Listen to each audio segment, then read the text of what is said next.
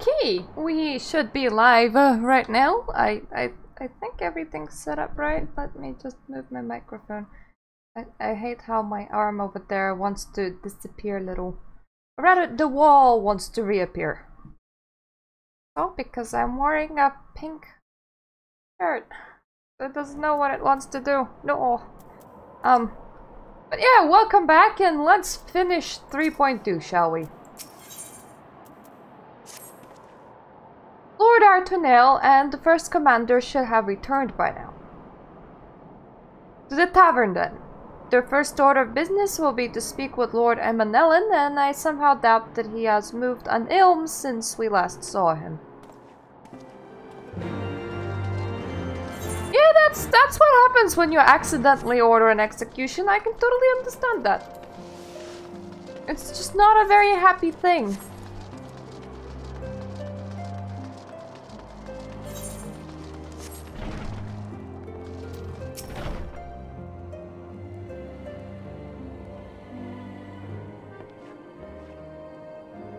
My apologies, Magnanimous. I bear full responsibility for this debacle.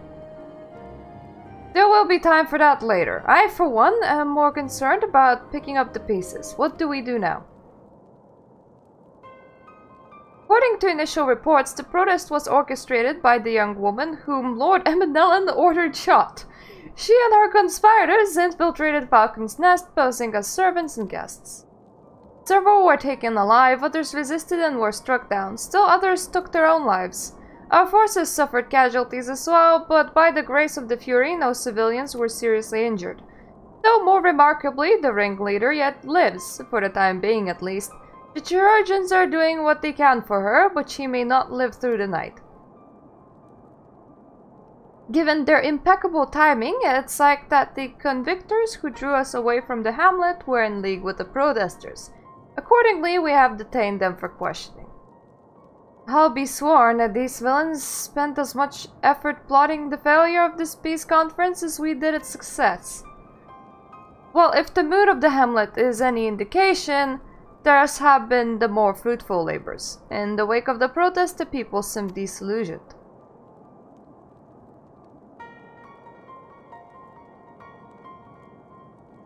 You spoke with them then? I see. Sir Emmerich placed his trust in me. It will be difficult to explain what has happened here. Remember how far we have come, First Commander. The people's faith may be shaken, but we convinced them before, and we will do so again. If we can but find the means to remind them, to show them once more the promise that change holds for all, then this tragedy too shall pass into the past. We must pray that you are right. Nevertheless, for the time being, I have no choice but to suspend the peace conference, pending Sir Emmerich's final decision. Under the circumstances, I cannot leave Falcon's Nest. Magnanimous, will you deliver my report to the Lord Commander in my stead? Get up, Emanellan. You're going with her. Go on without me. I was not asking. You will answer for your actions in person, is that clear? Yes, my lord. Your manservant is not here. In fact, I have not seen him for some time. On the right. I could have sworn he was...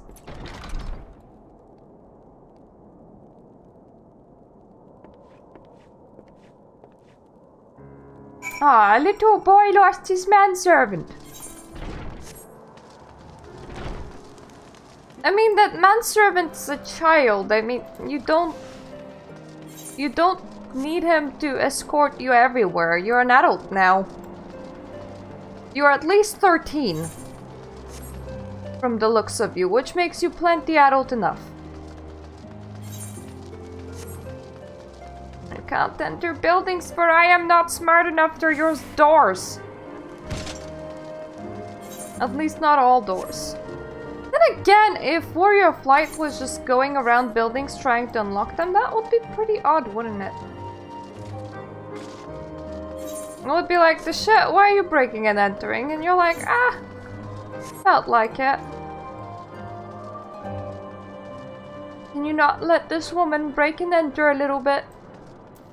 Will it really hurt you that much?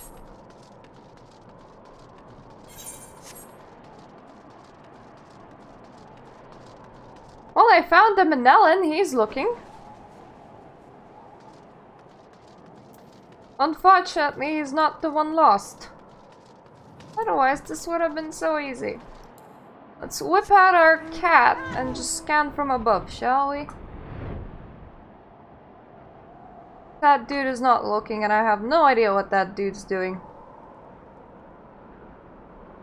Are you on any rooftop, kiddo?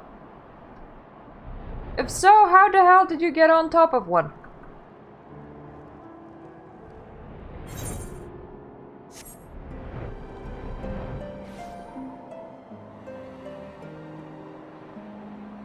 Not inside here.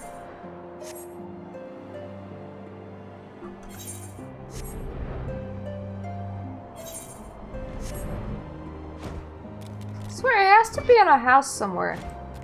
Oh, fine. He's just here at the entrance.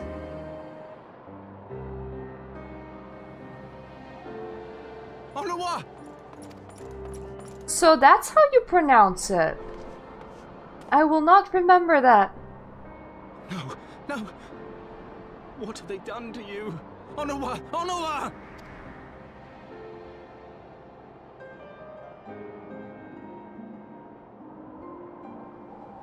Is that you, my lord? You seem rather flustered. Because of you, you imbecile! What in the seven hells happened to you?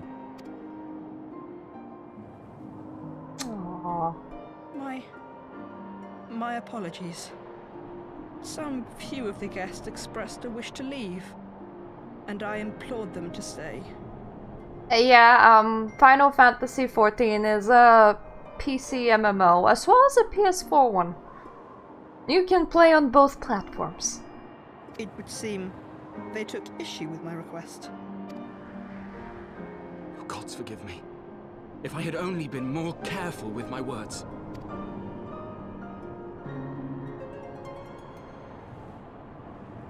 Do not blame yourself, my lord. I know that you and your brother have Ishgard's best interests at heart. That poor woman. She lives in the past, clinging to the memories of the lost. But the future holds so much promise, so much joy. And you know that better than any. For some reason, he almost sounded like he's from Harry Potter at that point.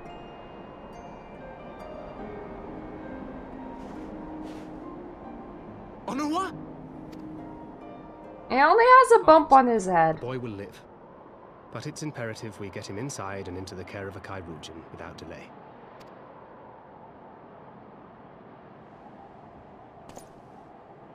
Oh, we were so close! Why does it all have to fall to pieces? I don't know, why did you order an execution of an innocent woman in front of everyone? And why didn't you stop your archer after the first arrow that he shot? Don't they want to live in peace? Don't they want to be happy? We all want the same thing! And still it falls to pieces! Tell me, what was I supposed to do? Someone, anyone, tell me, what was I supposed to do?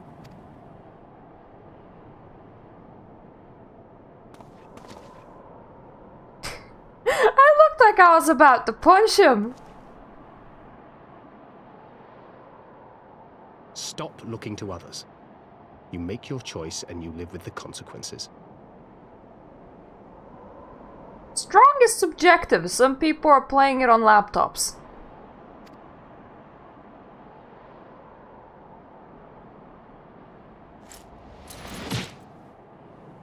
You do need a 64-bit system, though. And what would you know about consequences? You who always know just what to say and just what to do. Your every deed is greeted with a round of applause. Punching a scion is a very bad idea.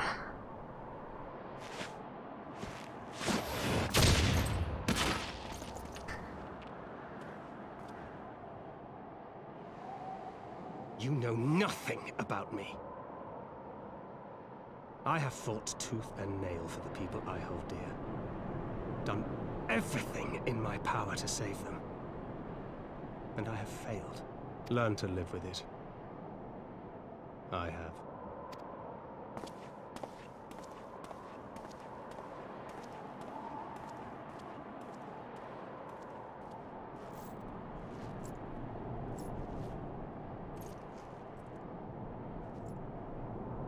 Thancred accidentally caused Minfilia Cookie to be eaten by Heidelin. Hooray! Yeah, he did. Ah, happy times. They both had a bit of a punch match. New follower. Ooh! Thanks for the follow. Princess Pirate Girl. That's a nice name.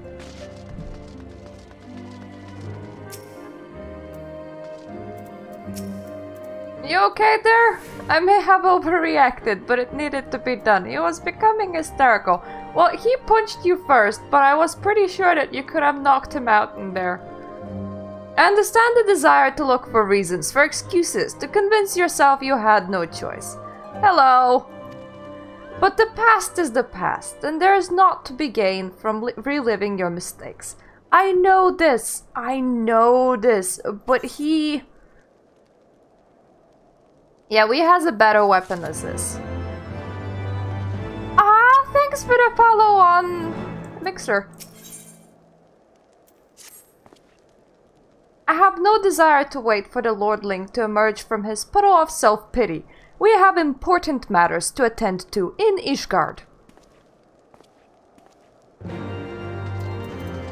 Yeah, we have to like go and tell Sir Emmerich that his peace conference completely went to all shittery shit. And we accidentally, well, it wasn't us. That little lordling over there accidentally executed a peasant. Which is not a good thing. So happy times. Happy times. But it's okay because we're getting very close to the storyline's conclusion. Like 3.3 wraps up the whole of Heavensward. We're still doing 3.4 and 3.5 though. They're building up the Stormblood.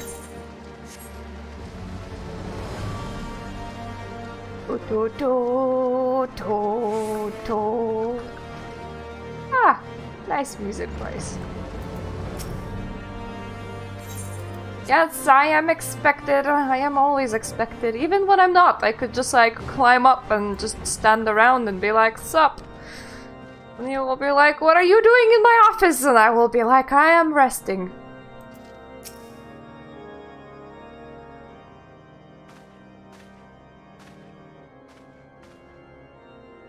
Word of the demonstration and its resolution outstripped you, Magnanimous. Every man, woman, and child of Ishgard has heard the tale.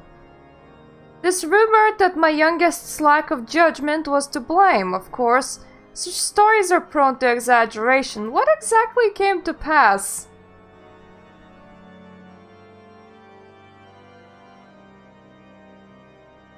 Oh, I'm gonna give the full account. I see. So that is the truth of it.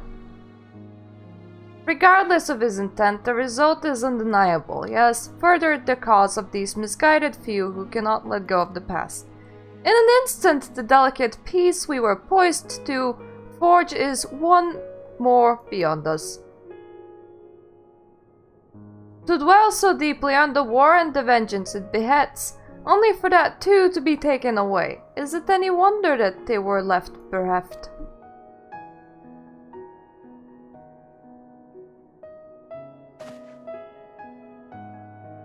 For what was the sacrifice? Have we naught to show for our suffering? I thought peace a sufficient salve, but mayhap I was mistaken. We are warriors, Lord Edmund, and ours is a nation built on centuries of warfare. Right or wrong, this is who we are, and we deny it at our peril. To hold on to the past without being beholden to it, aye, we must needs find a way to honor the sacrifice of our forefathers without glorifying its successes. A difficult path, to be sure. We dare not deny the scars which mar our nation's soul, lest we spur other disillusioned souls to retrace them. But as you say, we dare not revel on the past glories either, for they are tainted all. A clear, unambitious enemy and an undeniably righteous cause. This is a bitter reflection, but lies though they were, they did long serve to unite us.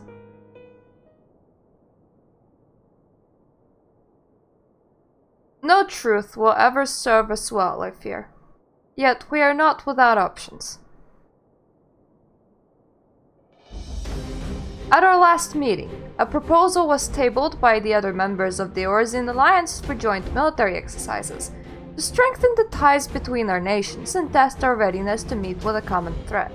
I had thought to delay these exercises until after the peace conference, but mayhap a grand melee would be just a thing to lift our beleaguered spirits. Better still, an occasion for the Temple Knights and the Watch to take the field as allies, a unified Asgardian force filled with men and women from all walks of life, which would stand against a coalition of the allied nations' finest, hosted by Ishgard in the shadow of the Gates of Judgment. A victory under such circumstances would serve as reaffirmation, nay, a declaration to all and sundry that we are as strong and united as ever. Such a victory would do much to fan the flames of patriotism, it is sure. But if we would be defeated, though, even to hold our own against the cream of three nations might be presented as a triumph. Very well, you may count on my support for what little it is worth. However, I have a request. I would have my son Emanellan take part in the Grand Melee. By his deeds he has brought shame upon Ishgard, and so by his deeds I would have him bring our nation honor. As you wish, my lord. If that is his desire, then it shall be so. Now then, we have no time to lose. Magnanimous, would you be so kind as to deliver my instructions to Lucia? I shall write to the Alliance leaders at once and begin making arrangements for the Grand Melee. Should you chance to see my son, pray inform him of his duty. If he has not already returned, he will soon enough. Make every effort to avoid me.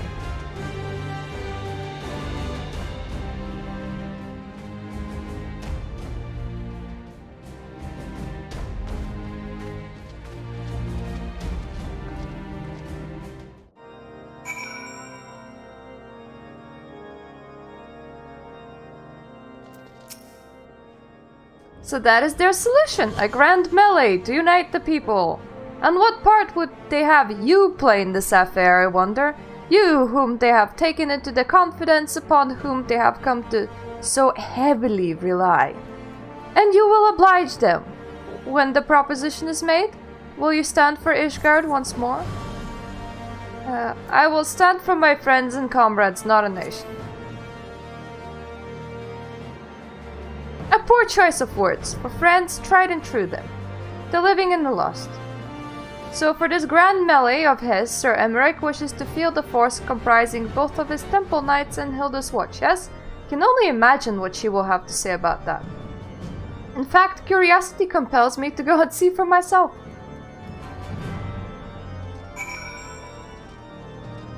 This is like a kiddie fight, like, you know, trading. Like a fun thing for races and nations to do. My cat just thought twice about jumping somewhere, so he just like stood up completely straight and stared at a thing for a while and then decided not to. Hello. Hello, kitten. Well met, Magnanimous. Have you spoken to Sir Emmerich? Yes, he wants us to fight in a grand melee. I was aware of the Alliance's request, so Sir Emmerich would turn these exercises into a spectacle for the masses. It is not that I doubt the efficiency of such a plan, indeed I know that the effectiveness only too well, having witnessed it firsthand. Nevertheless, he has not once given me a reason to doubt his intentions, and these are desperate times indeed. I will select knights for the event forthwith. As for the watch... Did he now? How considerate of Master Thancred to seek out the young watch commander of his own volition. Unless he acted prematurely. Prey delivered this list of watch candidates to Hilda. I would have her best men, not her most dispensable. The watch is literally like a rebel force. But they're like, sure, you're official enough. Come join us. Let's have some fun. Let's have a party.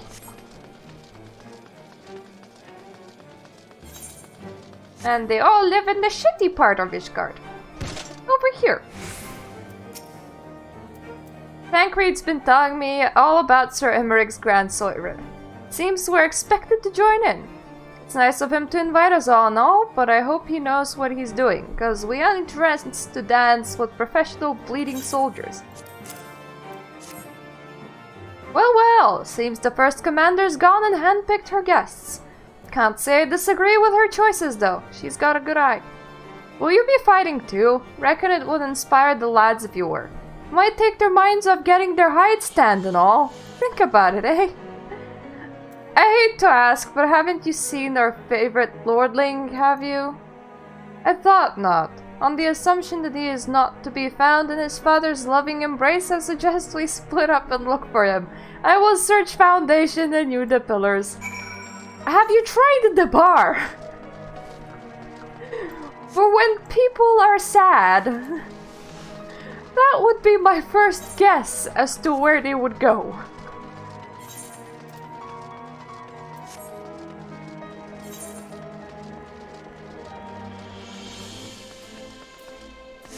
I suppose if he's in the bar in here, then Thancred is gonna find him. Ah, the high society place. Or we're going just to the market board district. So it seems we are not expecting him to be admiring the view or... I don't know, sitting in the cathedral or something. Suppose he just doesn't strike us as the kind of person that would. Though to be fair, the religion practically just got abolished, so... I don't know who would be sitting in the cathedral at the moment.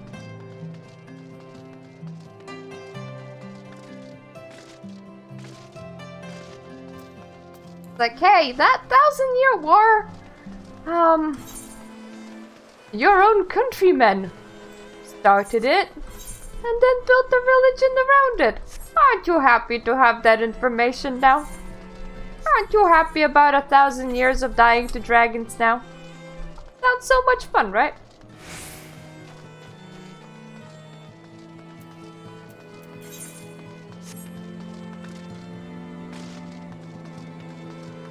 Okay, you by any chance in any of the corners? No? Ah! You're just standing there sulking. Well, I have Thancred that's incredibly sulky, and you seem sulky, so good company. I carried Hon of Raw to the manor. Our best Kyorigians are tending to him as we speak. He has yet to wake, but surely he will. So father has volunteered me for this grand melee of theirs. My beloved family, always making my decisions for me.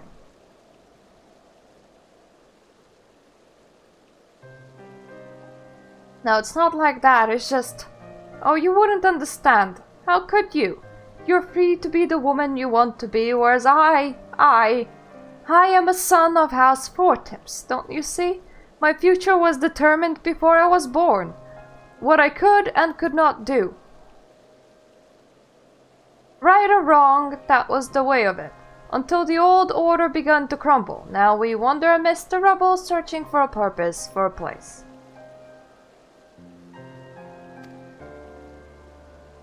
Ah, there's hordes! There's still a tiny horde that we will have to deal with. Because Nidhogg kinda came back, but everybody's trying to do peace talks with the dragons now. All around me, brave men and women rise to the occasion. With faith and conviction, they dedicate themselves to their causes, but not I.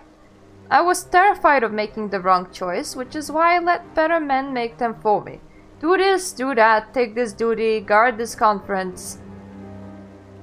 I suppose I have convinced myself I was above it, until your friend showed me otherwise. When I saw Honoroy, I wanted to scream. I wanted someone to blame, but in the end, there was only me. Only me. So you see, I cannot meekly bow my head and accept Father's command. Such cowardice is what brought me to this point. I will go to Sir Emmerich and I will make my own decision.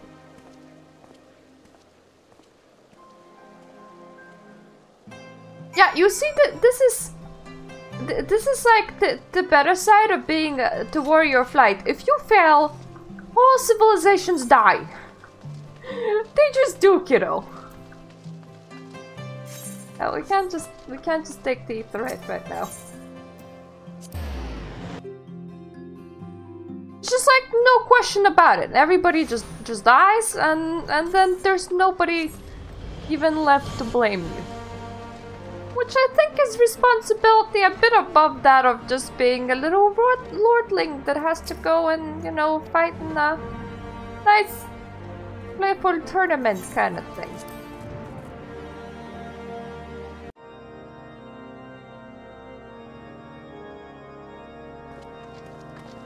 Ooh.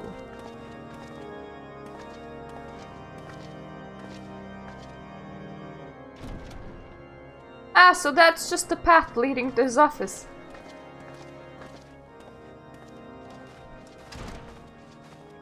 Lord Commander, if I may, I wish to speak with you before the Grand Melee.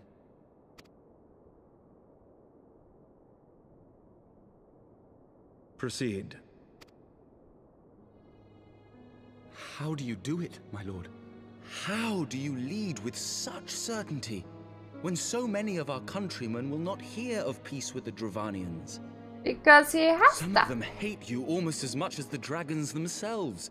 They decry you as a patricide in the streets. They even tried to kill you, for God's sakes. Yet still you march on, undaunted, where no archbishop dared to tread. What is your secret? Where do you find the strength?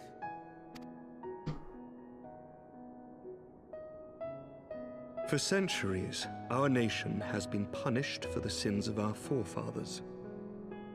If our punishment is to end, I believe we must right the wrongs of antiquity and move forward as a nation united.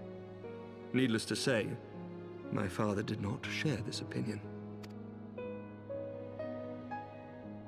He did not believe the people strong enough to bring about their own deliverance, trusting only in himself.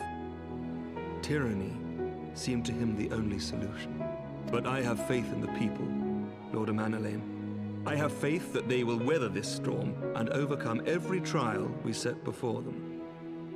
And then he looks at, you know, 2018, and he looks inside any government in this whole entire world and go, I have no faith in these people. But whenever you look at any kind of vote or anything, it's like one huge shouting match. Many have fought and died to see this blight upon our nation's history cleansed, and I would not let their sacrifices be in vain. Though we invite reprisals, the risk is worth the reward.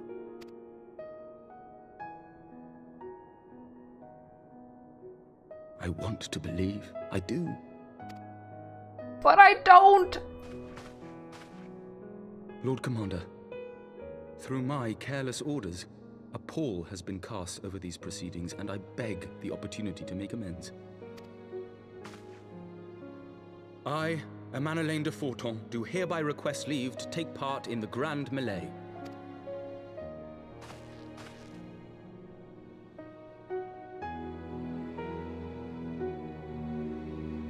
Who am I to deny such a heartfelt plea? We would be honored to have you join the fray, my lord. Aww, did the right thing. You'll take charge of the Ishgardian forces. For all my other responsibilities, I am still Lord Commander of the Temple Knights, and I would not soon yield this duty to another. The esteemed Sir Emmerich leading the Temple Knights and the Watch into battle along with my youngest. I could wish for no more. Then you wish for too little, my lord. There is another who might yet join the fray. An indispensable ally to whom we owe much. He's like, come on, let's cheat a little. You join our side.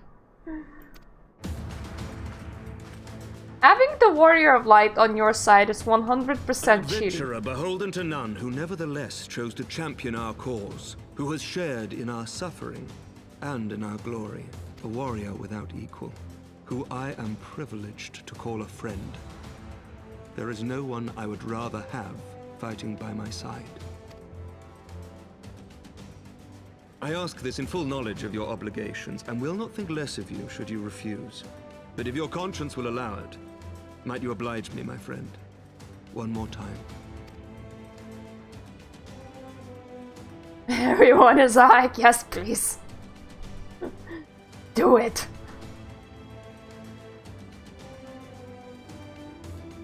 Come on, me, we like Ishgard. I've decided that we like Ishgard. Together we shall give the people a spectacle for the ages. A celebration to mark the dawning of a new era.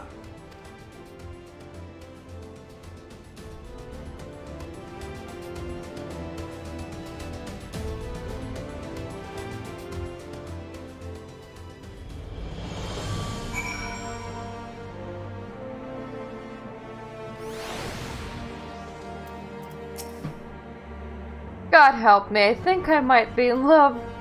I dare say it might be cheating to you. Mere presence is enough to turn the tide of most battles. And did you see the way his eyes lit up when you nodded? It was a look of boundless relief and joy. One would think a politician more practiced in concealing his emotion. Still, his honesty does him credit. For a moment I was fair inspired to pledge myself to the cause. But that would be improper. This is their fight, and yours, but not mine.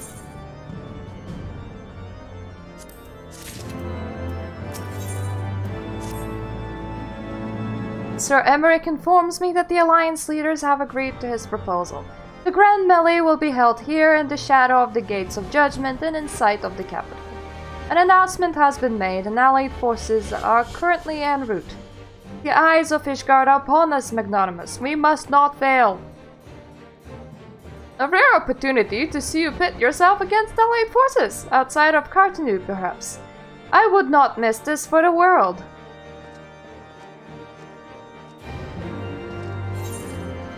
This is gonna be fun. I bet we're gonna see Mr. Commander One Arm fighting Raban. I always really liked Raban. Wait, oh yeah, through there. That's a bit of an odd place to host it, actually, like right outside of the capital in Querth's Central Highlands. And we will have this grand melee over here on this bridge. For it gives my people the best viewing opportunity.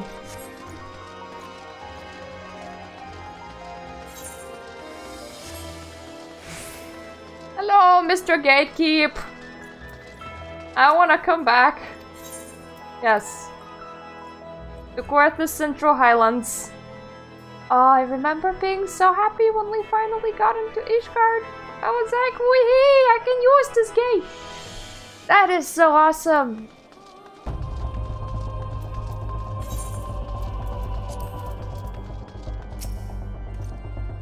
There she is. I say, when you didn't appear, I began to question. Nothing, never mind. To think that we were mere moments away from facing the cream of Eorzea's soldiery in battle. That I am mere, but what if... Oh, what am I saying? I have to stop imagining the worst. I must think of the victory, of the glory, of the stories I will tell Honoroy when he awakes. Yes, you do that, and we're gonna proceed. I know it is sudden, but we believe the men would find it inspiring if you bore the colors of Health's portents into battle. Pray do us honor. Oh, some of your gear will be glamoured. That's nice. Yeah, sure, I'm gonna pretend that I'm an Ishgardian. I'm a complimentary Ishgardian anyway. Ah! Raban! The one arm. I like Raban. Ul'dah is my second favorite place outside of Ishgard.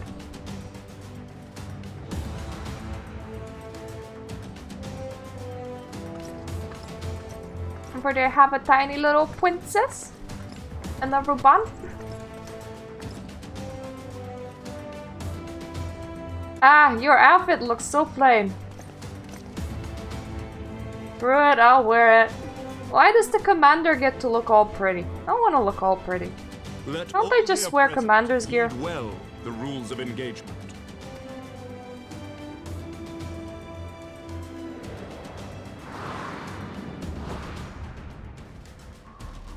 It is a large-scale battle in which an allied company of Ul'dah, Verdanian, and Leminson forces will be pitted against the company of Ishgardian forces.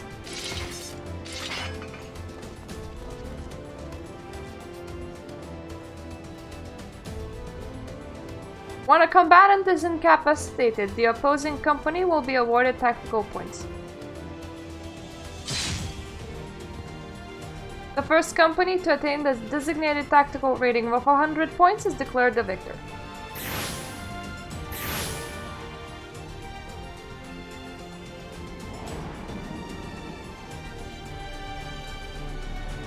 During the Grand Melee, officiants may mark certain combatants with the Fury's Gaze, which will be indicated by an ethereal tether linking to them to their company's flag.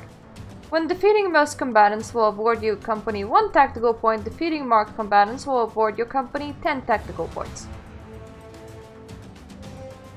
Marked combatants also possess enhanced attributes, rendering them more powerful and more difficult to defeat.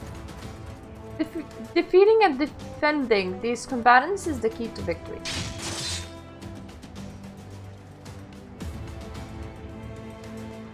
Okay, we're ready, let's go. For the honor and the glory of Ishgard. Yes, I read the rules. I accept the terms and services.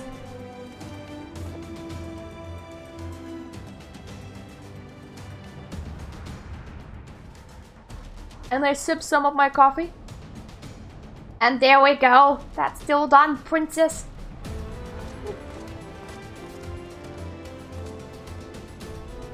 All is ready then.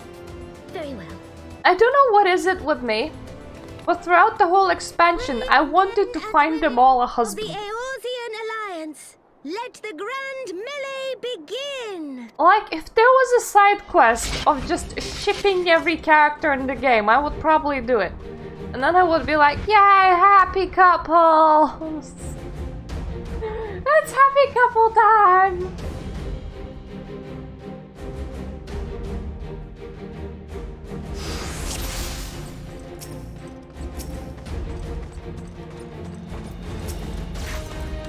I don't want to attack Pippin. I just don't want to attack Pippin.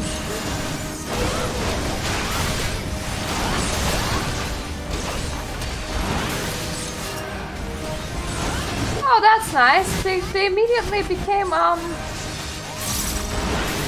chosen one.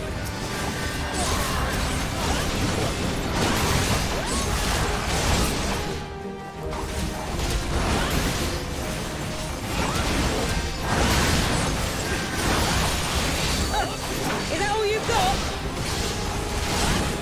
Who's? I can see our mark, but who is their mark? All the way over there, really. That's in there. That's a long distance away. Okay, mark somebody else. Come on.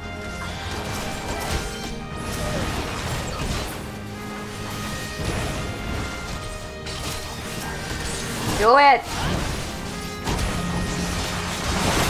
There we go.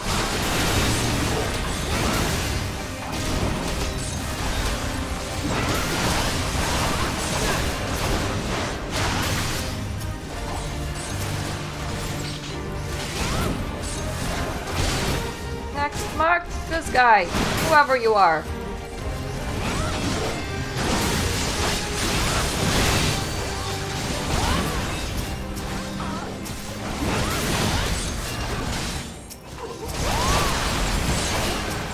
Well, we're thankfully kind of winning at the moment. So.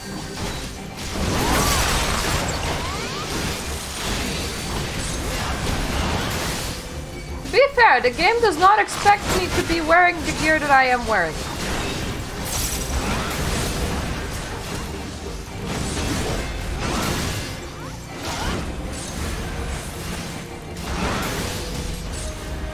You gonna mark anybody? Come on, enemy team, mark somebody. Come on, dude, stop running.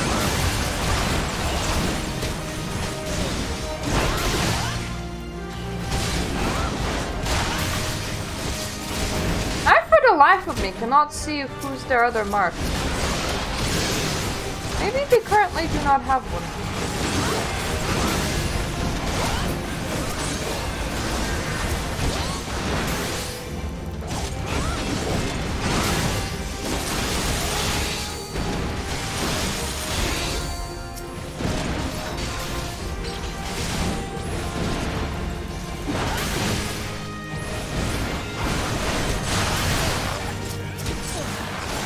Stop attacking our marks, that would be very helpful.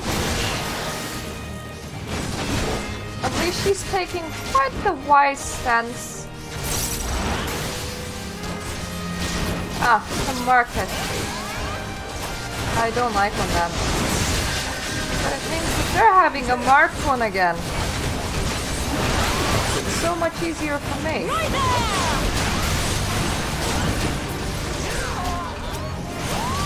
Ah, and another mark. This happens to be your healer. Once again, really helps. Mark healers more often.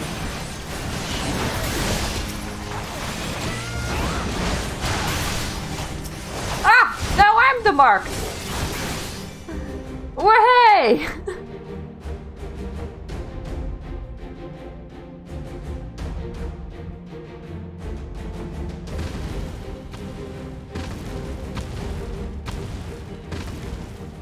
Cyclops! Cyclops! Everyone on guard! All forces fall back! Oh, it's just one pudgy Cyclops. Come on, guys.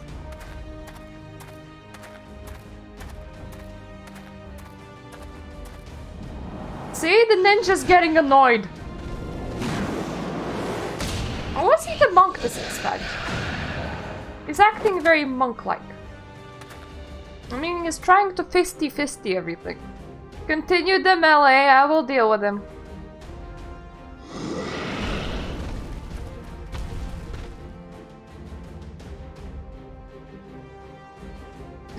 Daft sod. You heard the man. Back to it. All forces form a line on Magnanimous now.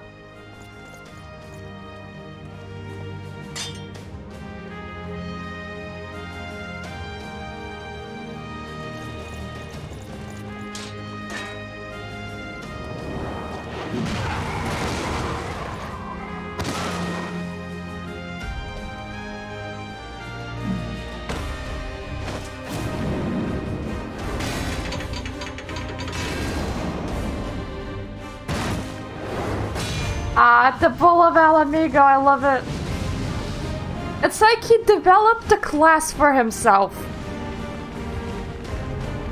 Everyone else is just using normal abilities and he's all like, behold the Ring of Fire.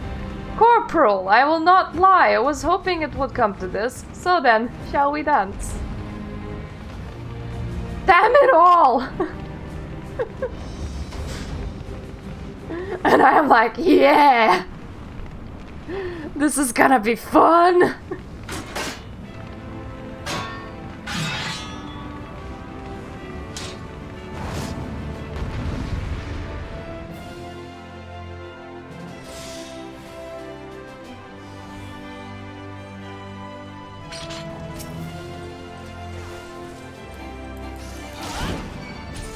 First of all, I want my Storm's Eye buff back.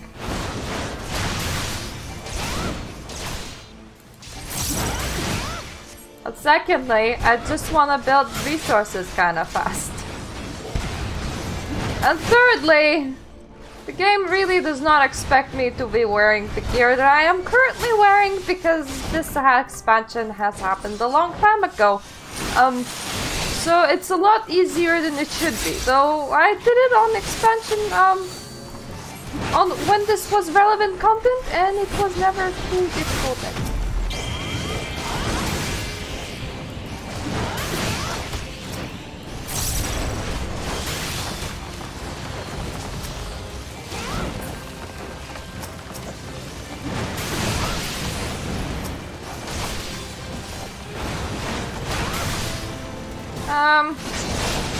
I'll stand away and I'll throw things at you. How about that?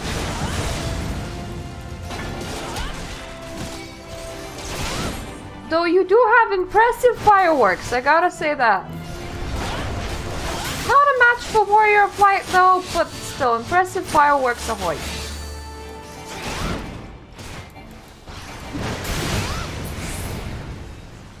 Alright, take your victory, you have earned it. Hooray!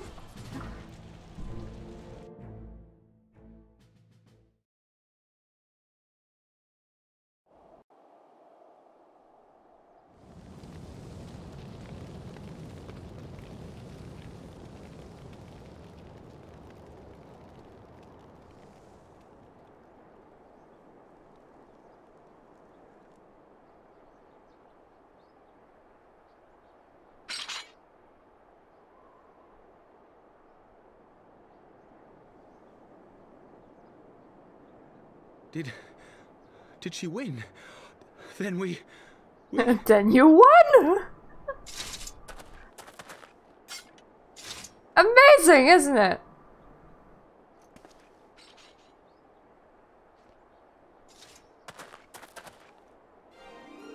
Victory is ours! Ishgard! Ishgard!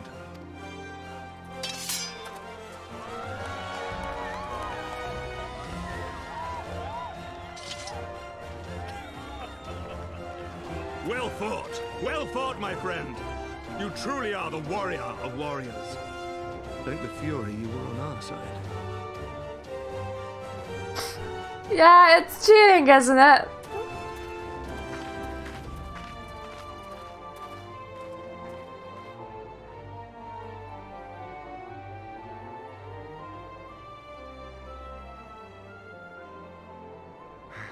Oh, my lungs are burning, and I can barely stand. I didn't think I could do it, but then I did. We did. We faced the Alliance's best, and together, with one heart, with one purpose, we prevailed. After 1,000 years of hardship, of strife and bloodshed, we are strong enough to rise to any challenge, be it on the battlefield or beyond. Ah. The future holds so much promise. It's like I won my very first engagement. We'd only show them the way.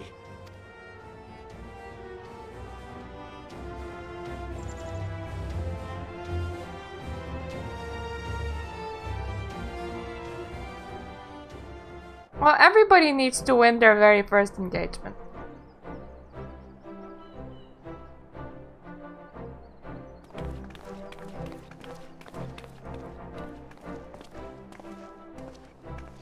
A truly magnificent display, Sir Knight. While doubtless less than pleased, I am quite sure the Grand Companies are honored to have been bested by such valiant warriors.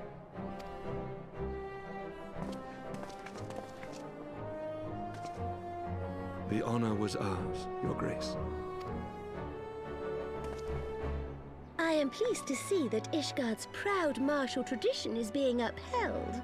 If by tradition you mean borrowing the strongest person on this planet? Comes, I trust you will fight alongside your brothers and sisters in the Eorzean Alliance with the same fervor you displayed in opposing them.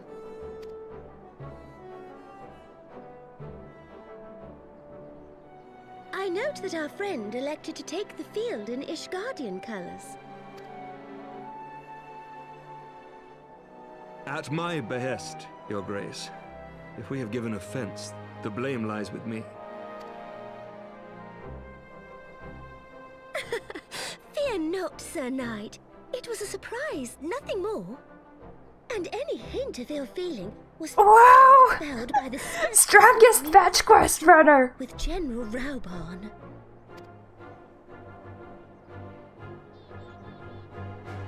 I can fetch everybody. I could not help but marvel at the passion and unity of purpose displayed by your countrymen, given the troubling reports we have received of late. Well, you see, Your Grace, we have thrown this as a last-ditch effort to avoid a civil war, which seemed to have worked. Hooray us! I shall take that as a compliment, Your Grace. The events to which you allude are the price of change. The end of the Dragonsong War marks the beginning of a new era for our nation, and for the people, high and lowborn alike, who will lead her into the future. Ah, yes. The people. I'm sorry, but that expression is like, I forgot that people were a thing. The people?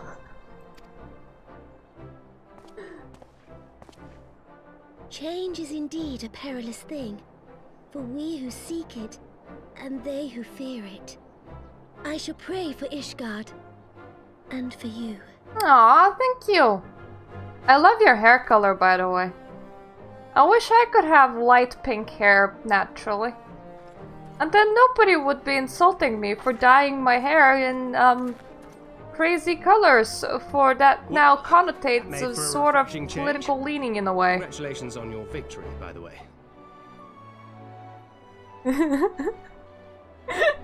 Ah, the door.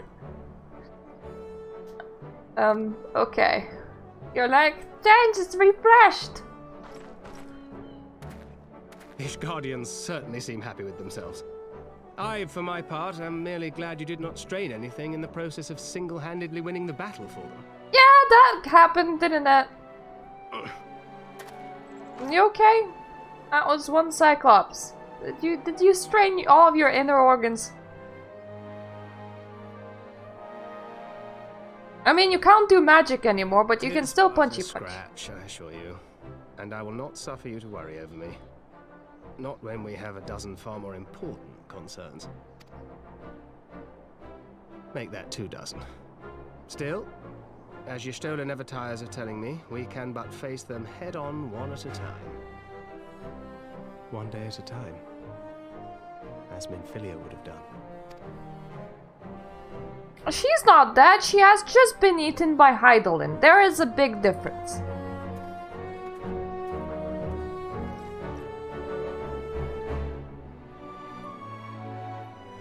In one case, she's dead. In the other case, her corporeal form can no longer be displayed, for Hydaelyn is so weak that she can't even project Minfilia anymore.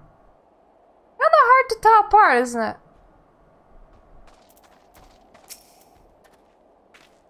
Those balls! I have forgotten what it was like to feel so alive. Not since leaving the Blood Sands have I had the privilege. Not since the Bull of Alamigo hung up his swords. Back then, the outcome might have been different, but I do not begrudge you your victory. I know how far you have come, how much you have endured. Our fight only confirmed it. We shall have to do this again one day. When time allows, I shall look forward to it. Now go. Go to the Ishgardians and celebrate your victory. You have earned it. Come, Pippin. Her Grace is expecting us. Lead on, Father.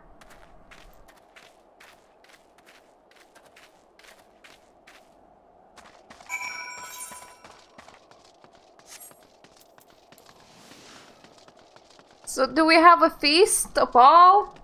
Do we have something fun to celebrate the fact that I just won a fake battle? Fake battle sounds like something to celebrate. I feel like I have a hair on my nose. It's really annoying me, but there isn't one. So I'm like, oh, maybe there was. I do have a tiny hair on my finger now. Said your goodbyes? In all the years I have known Ruban, I cannot recall ever seeing him look so happy in defeat. Well, everything seems to be falling into place, does it not? The Ishgardians have claimed their symbolic victory, and the Eorzean alliance have been strengthened in the process. Be proud, Magnanimous, you made this happen. Yay, I made things happen! Victory? What? Don't just write it in orange, tell me what the command is. I need to see it. I don't have that many commands because this is my alt and I tap myself through my armor!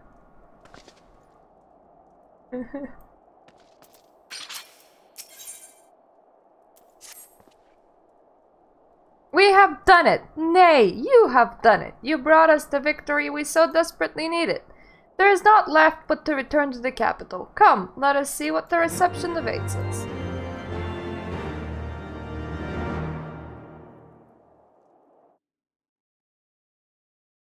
Will you do all the walking for me? I think that the cutscene means that you'll do all the walking for me. That's very nice of you. I like it when cutscenes do all the walking for me. That means that I do not need to actually do walkings.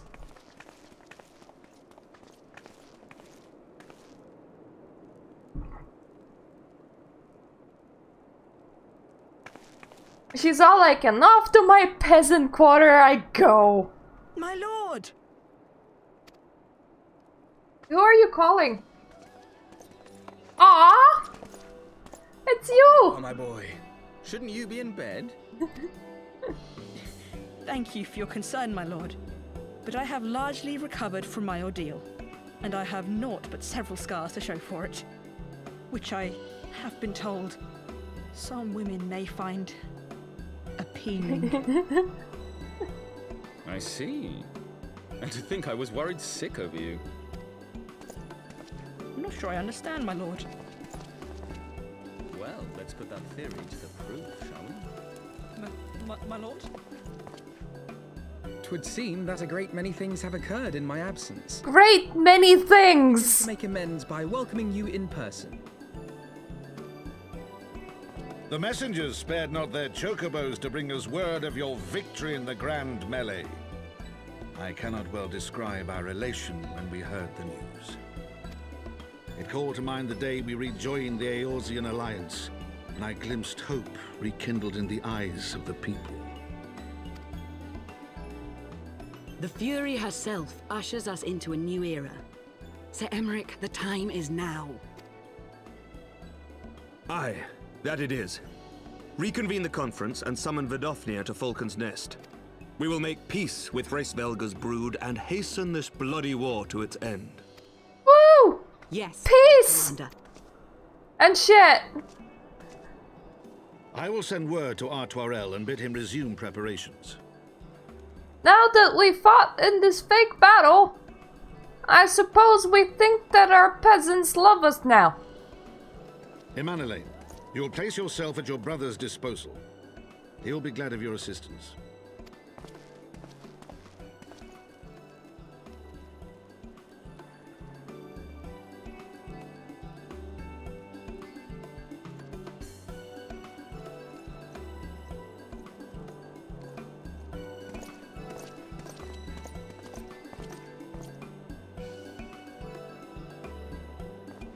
No stopping it now, is there? We should inform Y'shtola and the others. Or never mind. Who needs to know? It's only a peace conference between people and dragons. Nothing bad will ever happen.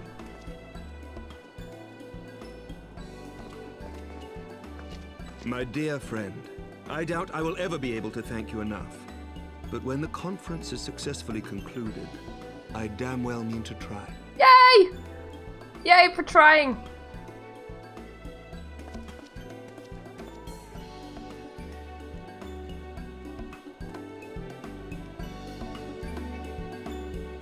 Yes, Alpino, do you have anything to say, or are you just gonna stand there staring at me? Because I'm gonna assume that you're just gonna stand there staring at me. Like you always do. Ah yes, you're still standing here staring at me. They say you dueled General Ruban within a ring of flames. I did not think the man so ostentatious. Would that I could have seen it. After we parted ways in macOS cave, I returned here to speak with Tataru. We agreed to tell the others only that our search for Minfilia has reached an impasse. I subsequently learned that you had left for Falcon's Nest, but I thought it best to keep to myself for a time. I am wont to rely on you overmuch when we are together, and I needed to think, to reflect. I still do, I suspect, but matters here seemed to be coming to a head. In short, there are some other things I feel I must say, though nothing so urgent that it cannot wait until after the conference. So let us make for Falcon's Nest and see if Lord Artunel has need of our assistance. Should we kill some more wolves? I think they may ask us to kill some more wolves. It's okay. We can do that. Again, and again, and again, and again. I completely do not mind slaughtering disposable creatures until I get super bored. But maybe they're gonna be like, we're handling the situation fine. You just stand here and watch some cutscenes. Now that would be very nice. Well met, Mistress Munchicus, and thank you for looking after my brother. They say he fought bravely, that he did not dishonor his house. But you, my lady, to you we owe everything. As you can see, we have made every effort to strike while the iron is hot. We made our intentions known, and that all would be welcome to attend. And so they came. By the grace of the Fury, they came. The ceremony will not be a lengthy affair, but there is still much to be done. I would speak with you more, but I must see to my duties. As for you and Master Alpinode, you will do naught but enjoy yourselves. Is that clear? If any dare beg your assistance again, I will have words. Ah! That sounds great! Let's do just that. Well, there you have it. We have been forbidden from meddling. Shall we wait, or have you other matters to attend before ceremony begins? Excellent! I only hope Thancred and others will not be late. Epochal events do not come around very often.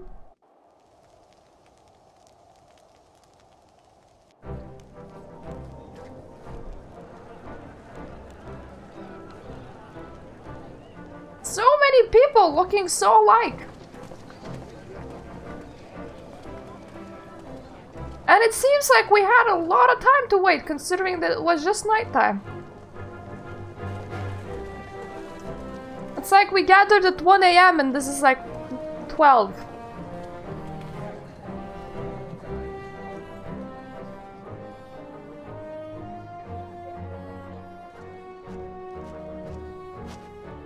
The appointed hour approaches. Aye.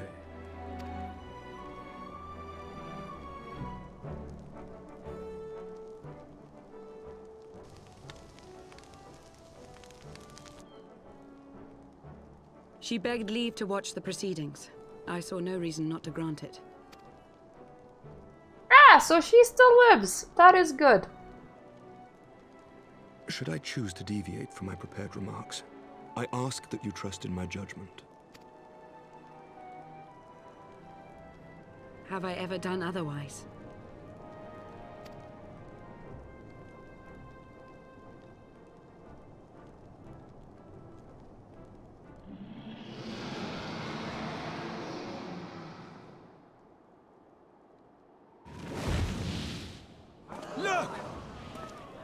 Yes, it's a dragon. It has wings. It has 4 legs. It is most definitely not a wyvern. The white dragon! Ah, how long it hath been since our peoples met thus, children of Thordan, even by our reckoning.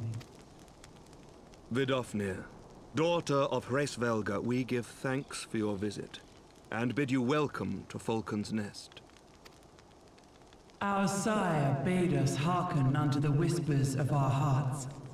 They spoke to us of a paradise lost, of bonds of brotherhood which they yearned to see restored. Ours too yearn for such a restoration. And they have guided us here this day, that they might yearn no longer.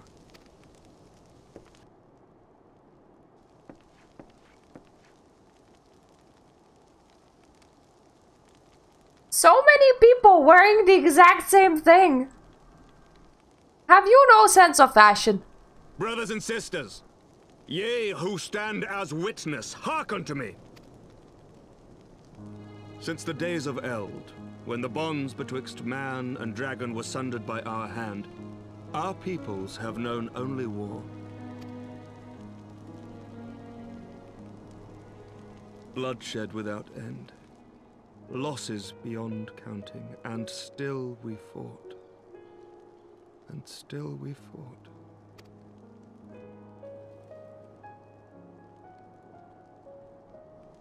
Some wounds do not heal. The dead cannot be returned to us. But we, the living, can yet choose another course. Here and now, we can lay down this burden, this hatred, this vengeance. Our forebears fought not so that we could die, but that we might live. So let us honor their sacrifice and spare our children this death sentence. Let us gift them a new legacy. Life. It's like she hasn't thought about that. It's like she was all like, I didn't think that the next generation existed. Twixt our peoples yawneth a divide deeper than the deepest abyss, wider than the widest sea. Generations will live and die ere this divide is bridged. Knowing this, doth thy heart yet yearn for peace, son of Thordan?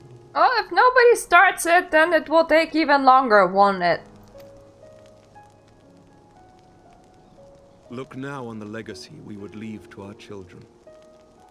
A dream of peace, inscribed in stone, for generations to come.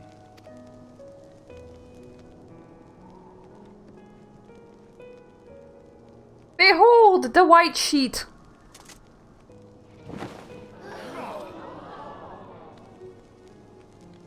Even the dragon opened its mouth. It was like, oh my god! That is a really bad depiction of dragon. Father and his beloved, as they were so long ago, happy and at peace. Aww.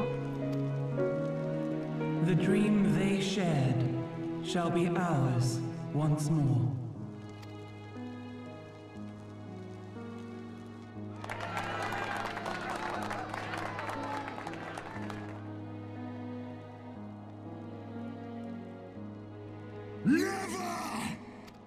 Ah! That's not good. Oh, hello, Estinian slash... bad. Ah, this is very bad. Hello, Nidhogg. Hello, Nidhogg Estinian. Your bow!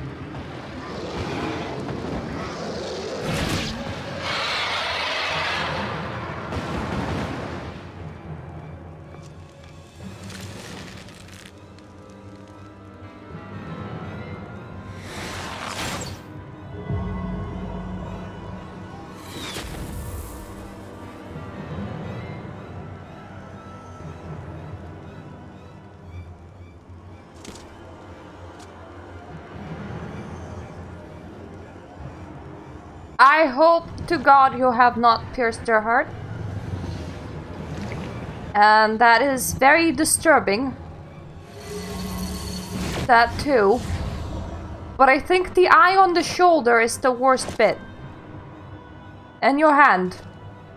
It's like you're mutating. That looks really bad. Art thou grown so forgetful that thou wouldst forsake kith and kin and consort with the spawn of Thordan? That thou wouldst dare contemplate peace? Hearken unto me, all of you! The final chorus is nigh. and all will be held to account. All will bathe in the flames of retribution. Till the coming of that day, look you on your sins and despair, for none shall escape my wrath. None shall escape my revenge. 7 hells. Yeah, I agree, that is 7 hells incarnate. That looks very much like it. Goodbye, demon. It was nice knowing you.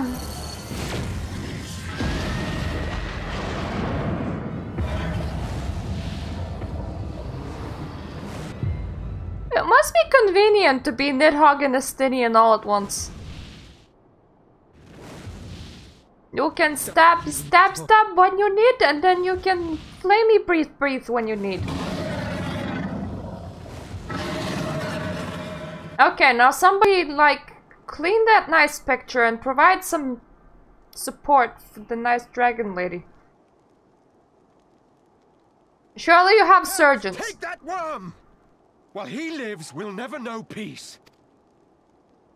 Aye! There'll be no end to this war till Nidhogg is dead and gone! Well, at least you now are, like, not all dragons. You're, like, specifically Nidhogg. So let's kill the bastard and be done with it. Death to Nidhogg! Death to Nidhogg! Death to Nidhogg! Sir, the mob is demanding death to Nidhogg. What do we do? Death to Nidhogg! Death to Nidhogg! Death to Nidhogg! Death to Nidhogg! Death to Nidhogg! That was only 2 people chanting, and yet you couldn't get in turn.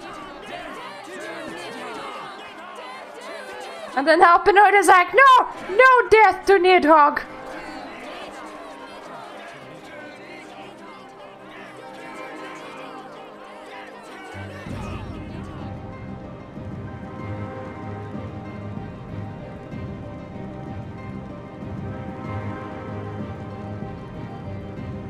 Was that a quiet curse you?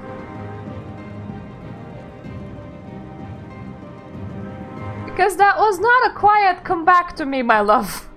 That for sure.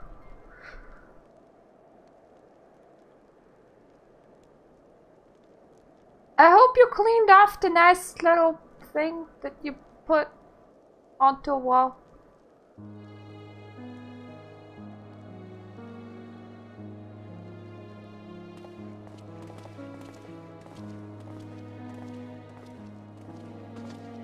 Do you have any news about the dragon lady? How is she doing?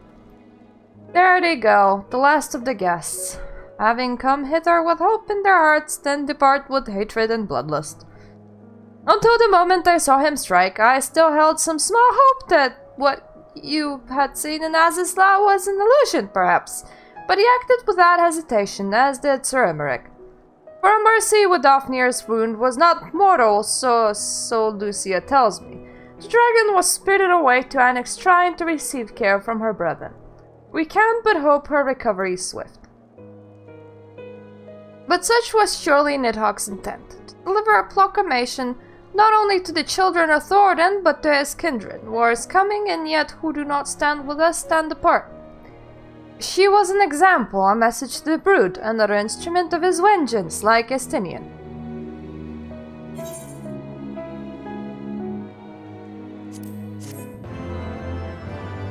I wish that these quests gave a bit more than 16,000 XP. That's not that much to ask, right? You can see how much XP I need to level up these times, so it's like you're absolutely intent on sending me to Stormblood at level 60, and I hate that.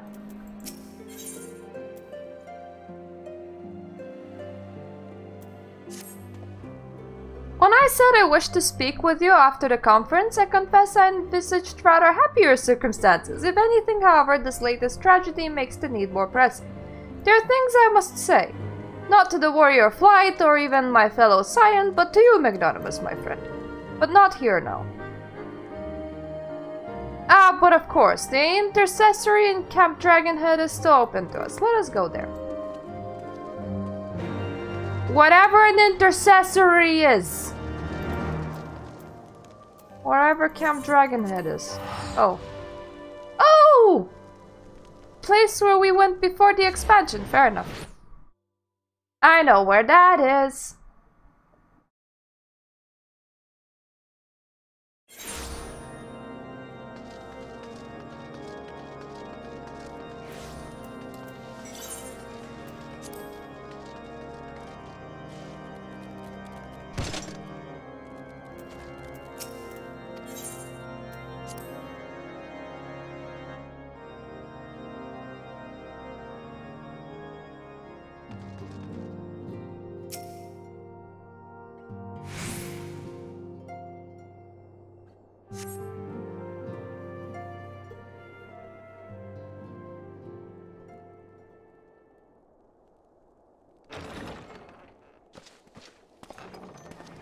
Ha ha!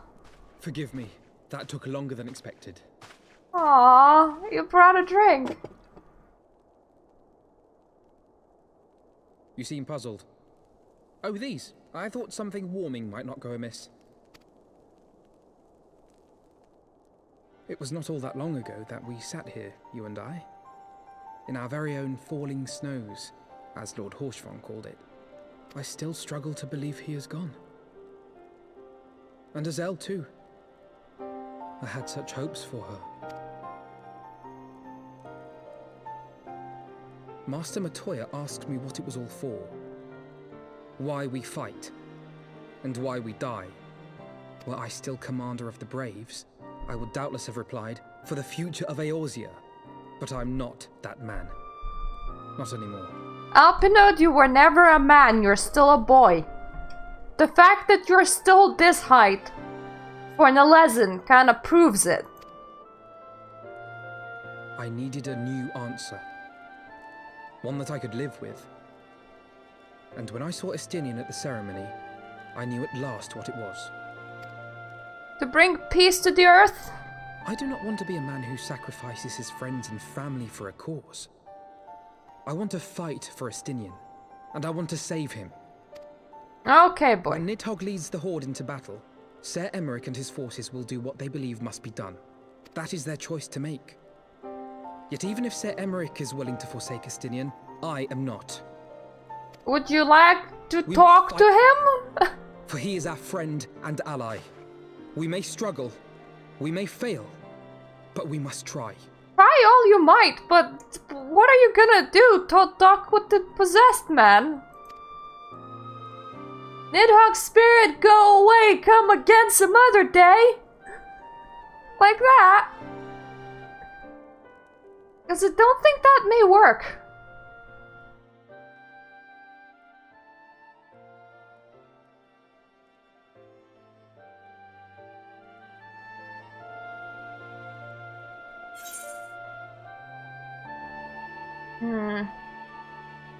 Okay, we'll find a way to save him maybe. No promises though, I might just kick the shit out of him. We will. I know we will. Or I might just kick the shit out of him. That is always an option. It's a bloody good option, remember to take it someday. I'm good at it. I like kicking the shit out of people. In fact, that is the thing that I'm the best at. Thank you, Magnanimous. It is unfair of me to unburden myself in this matter time after time, but I am glad that you permit me nonetheless. You are my true friend and ally. Though not all of our fellow Scions will support our stance on Estinian, I have faith that we will win them over in due course. Such is the infectious power of hope. Right, that is quite enough solemn introspection for one day. I think we would both benefit from some time in the company of Tataru. Peace stays for us in Fortem's manor. Let us not keep her waiting any longer. To check the time, I have to move my cat's tail and leg.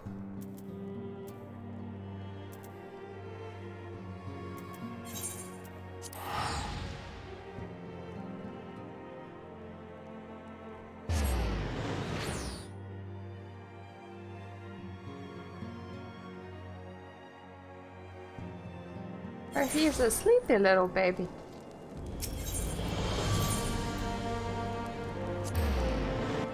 I called them little babies, but none of them are little.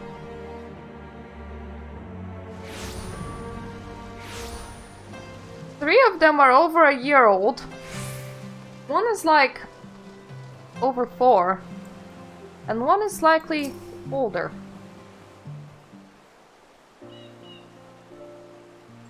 Yet again we walk in all too familiar path. I am reminded of when we first came to this matter.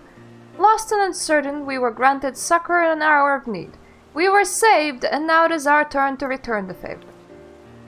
Hear, hear, let no one say that the Scions do not repay their debts. After all, what kind of people would we be if we forsook our friends? If we stopped looking for Ida and Papalim, or if we gave up hope of bringing Minfilia back? Though she knew it would cost her dearly, Minfilia reached out to us to deliver a message. She believed it was imperative that we understand the true nature of the star, of the rift between Zodiac and Hydaelyn, and of the Ascians' aspirations. But for all that has been revealed, I cannot shake the suspicion that there is much we have yet to learn.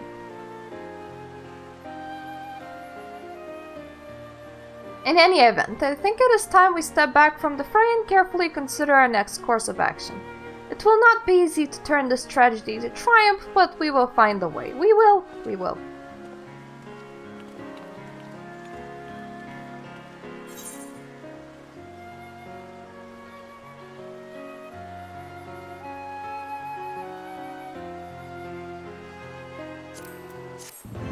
I just want to take it because I want to see how it looks.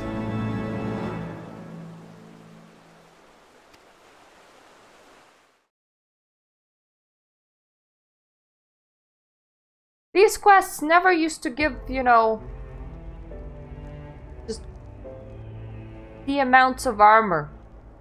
Of all the ways for it to end. Yeah, but the thing still looks pretty though. It's still valid. Before his transformation, I could feel the worm's hatred swirling about Estinian. The terrible, all-consuming rage. Enough to fuel a 1000-year quest for vengeance. It was all I could do not to run away screaming. But Ishgardians, nay, all Eorzeans, are made of sterner stuff. They face danger and death on a daily basis, and understand what it takes to win a war. Think not too deeply on Master Matoya's words. Her intent was but to steal our resolve.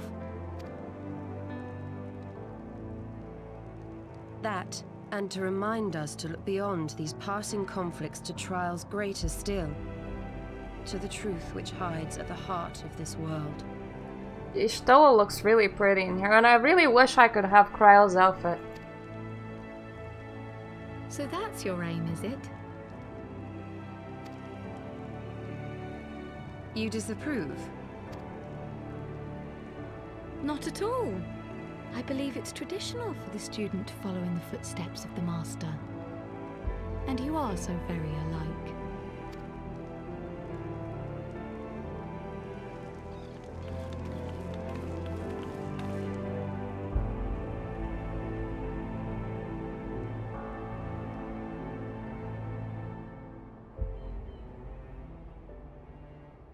Oh no. It's the your side story bit! The you guys! The ones that can't explain themselves properly and instead have to speak in riddles and try to assassinate me. Those guys! Yeah, hi!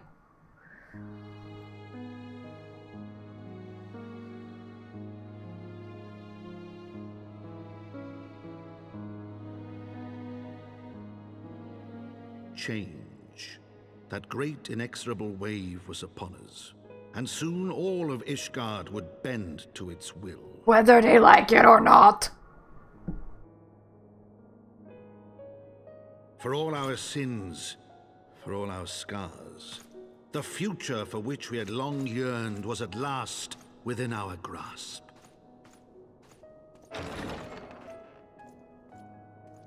But it would be bought at a heavy price. For in those twilight hours did Nidhogg cry out for vengeance, and his brethren raise their voices for the final chorus of the Dragon Song War. But did it sound pretty?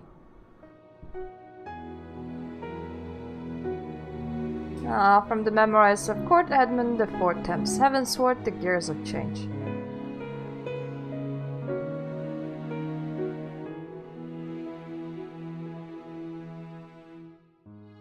And that was chapter 3.2. Onwards to 3.3. Oh wait, we're still having a cutscene. Still having a cutscene. Caution, Ada, that is all I ask. Do not be so eager to place your faith in them. Not until we know more.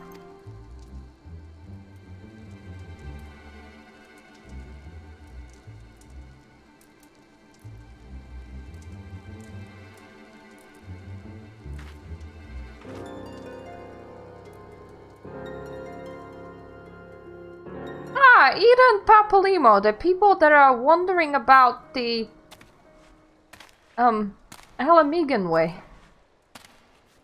So they're missing all of this conflict in Ishgard in favor of a whole different conflict in a different area altogether. Hooray!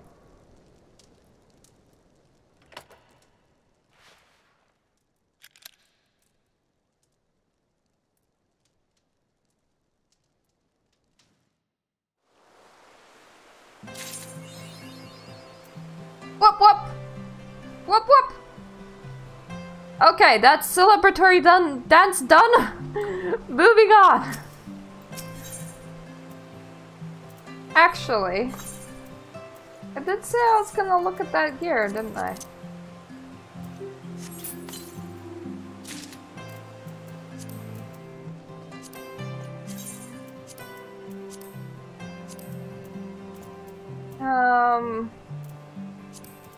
Save the full outfit first.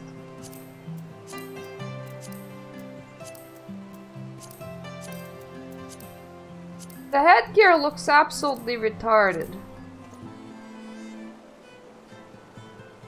The rest of it I dare say I like. That makes me look very much like an evil overlord though. What if I tried a dye channel?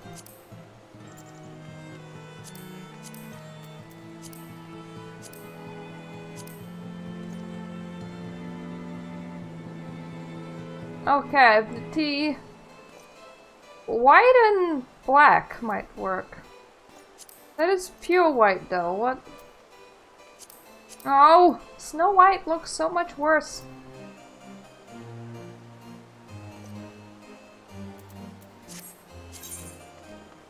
That being said, we have a lot of feathers, meaning we can buy that pure white dye.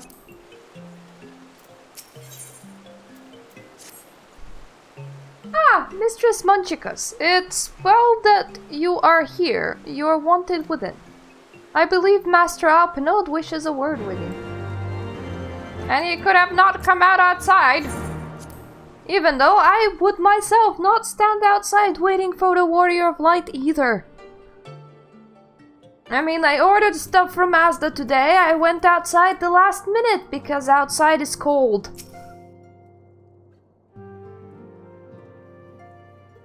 Ah, Magnanimous, there you are. Have you a moment? There is something I would fain to discuss.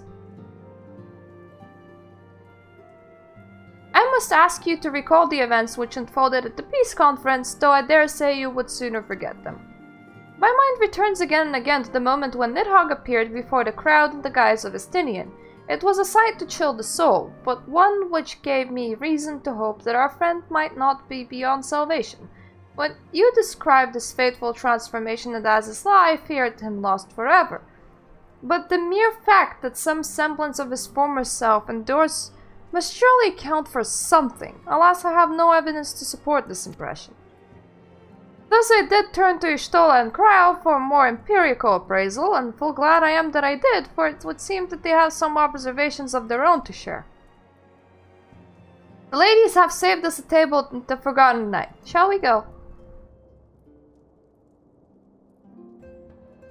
Excellent! Let us not keep our honored colleagues waiting.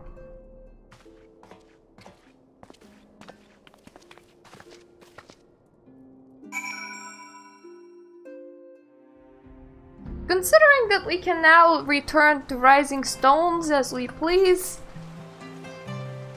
I feel kind of bad, but you just living in House Fortem's manner. I mean, ooh.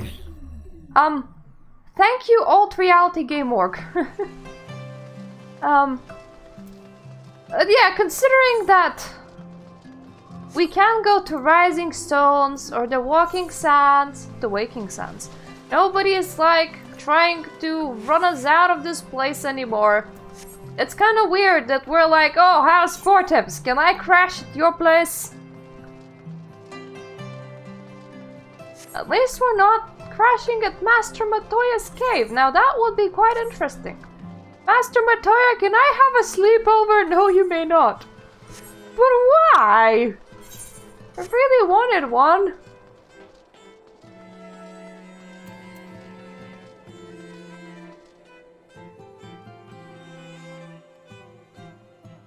Seeing all like these side quests around that I did not take makes me think that I should do all of the level 70 ones that I missed on my main at some point, and I just can't be bothered. And the expansion approaches. I was trying to get literally all classes to level 70. 6 classes missing now. Plus all the crafters. All my crafters are at level 50. We have kept you waiting over long, I fear. Not to worry, Alphino. We had some rather fine mulled wine to keep us company. Truth be told, you could have delayed your arrival a few moments more. Gibrion got the spicing just right this time. His latest batch is not only delicious and warming, but soothing to the humors. What the hell is a humor? Is it like your tumors? But 'twas not to soothe our humours that we gathered here. But it's so much fun! Wine and shit. Right. The matter of that poor dragoon. Dragoon, dragon, one and the same. Let us not jump to conclusions, shall we? Assess the facts presented, then make an educated analysis, as you were taught. Pray, cast your mind back to the moment of Estinian's transformation. Do you recall how you described it to us? You spoke of the sudden pangs which racked his body when you took up both of Nidhogg's eyes, and of how his form was twisted thereafter into a shadowy semblance of the Great Worm. When he appeared at Falcon's Nest, the worm's eyes were fused to his mail. Would that only his armor had been corrupted. Snaking forth from the eyes, I descried dark tendrils which entangled his very being. His ether has been all but smothered. Then he is lost to us forever? What did I just say about jumping to conclusions? Y'shtola clearly stated all but smothered. As I later discovered, her impression matched my own. Though Nidhogg's presence filled my mind's eye, beneath his seething aura, I sensed the merest hint of something else.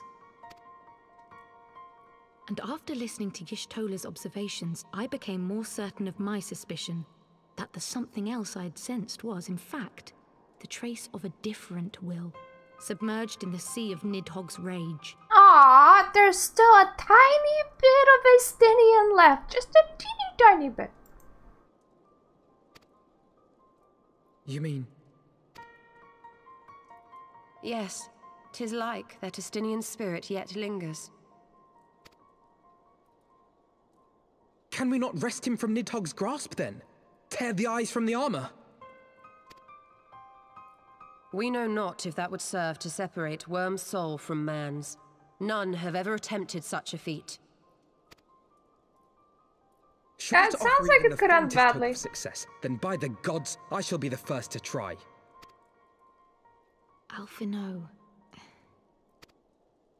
By all means, hold fast to your hope, but be mindful of the dangers.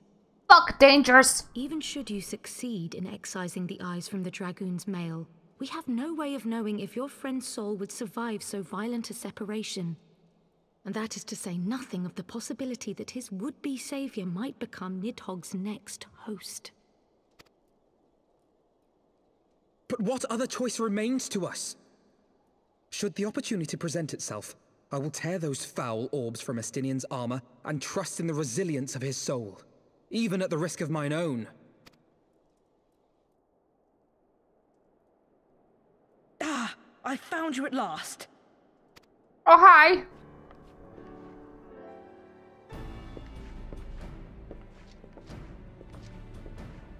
We're gonna tear down the eyes from Estinian. Any objections? The manor some few hours past. The Lord Commander humbly requests the company of the Warrior of Light and Master Alphino. Sir Emmerich would speak with us. Very well, thank you, Anawa.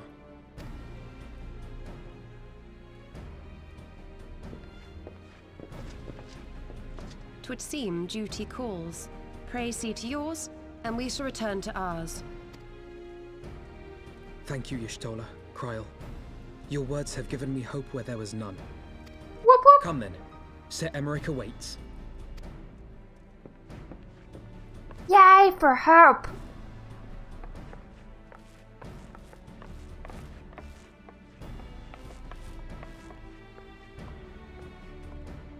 Alphino is allowing his feelings for this dragoon to cloud his thoughts. I worry he may do something rash. Keep an eye on him, would you? Don't worry, I will do the rash thing for him. That's about the best I can do. Sounds awesome? Awesome. They think more of their friends' deliverance than their foes' defeat. But will history commend their fealty or condemn their folly? I don't know about you, but I just like having my friends not defeated. That sounds like about the bestest idea that I could have. The conference held at Falcon's Nest was to be a celebration of the reconciliation twixt man and dragon. But the lingering shade of Nidhogg, clad in the flesh of the Azure Dragoon, did mark the occasion by spilling the blood of his own kind. A timely atrocity to remind the children of Ishgard that the Dragon Song War was far from over. And when fear gave way to fury, the call to arms rang out anew. Death to Nidhogg! Death to Nidhogg!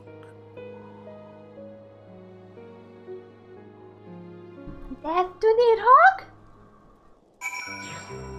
Yeah, death to Nidhogg! I meant salvation to Estinian. That was it. What news has Sir Emmerich to share with us, I wonder?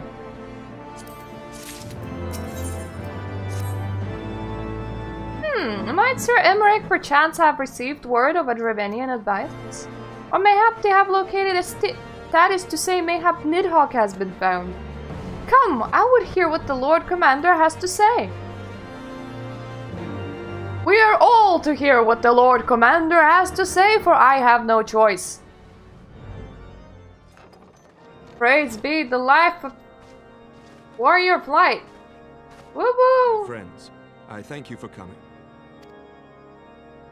You have had news of Nidhogg? Alas not. Our scouts range far and wide, but they have as yet found no trace of the Great Worm. We dispatched an elite unit of dragoons to reconnoiter the churning mists, but even they returned empty-handed. A pity. Fear not, Alphino. We shall see the worm again soon enough. His words at Falcon's Nest attest to that. We just have to wait for him! Sooner than we would wish.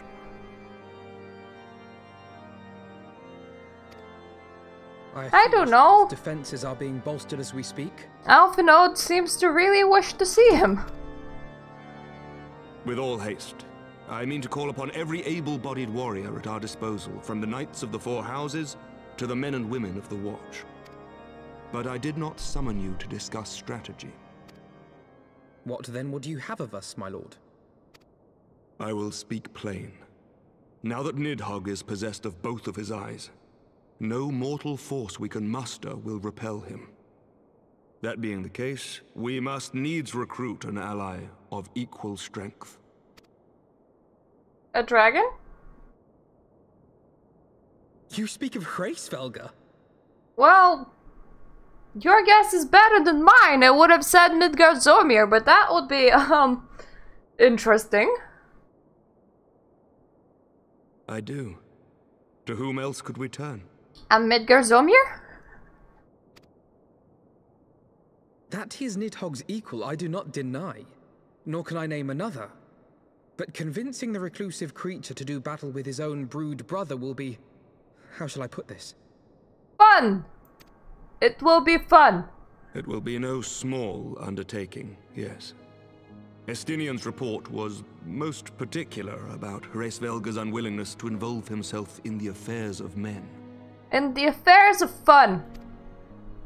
Where we have fun. Much has changed since your visit to Sohm. And if there is even a chance that the dragon may be swayed, I must plead our case. Whatever price the dragon asks of me, I shall pay it. Such was my oath, to defend the people of Ishgard. I request 19 virgins! The end of my tenure as the acting head of church and state. Will you help me discharge this final duty?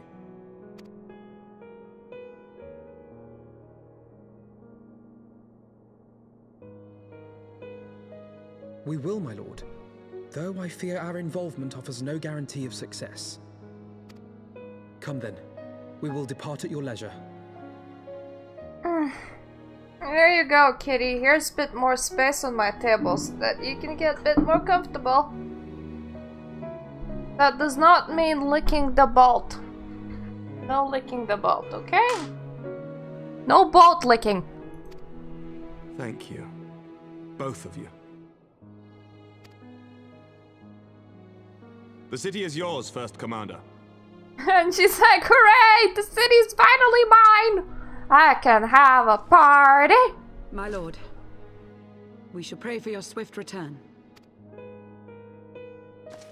We shall, indeed.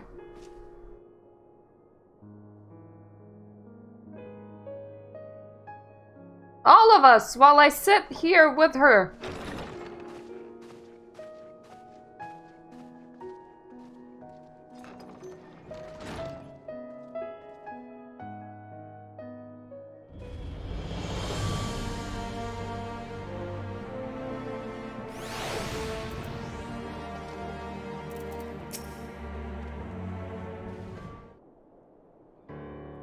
It grieves me to impose upon you in this manner, but you of all people understand the threat we now face. It is no imposition, Sir Emmerich. To Magnanimous and Ishgard is as of second home. After the many battles we have fought and the bonds we have forged, the plight of your nation has become our own.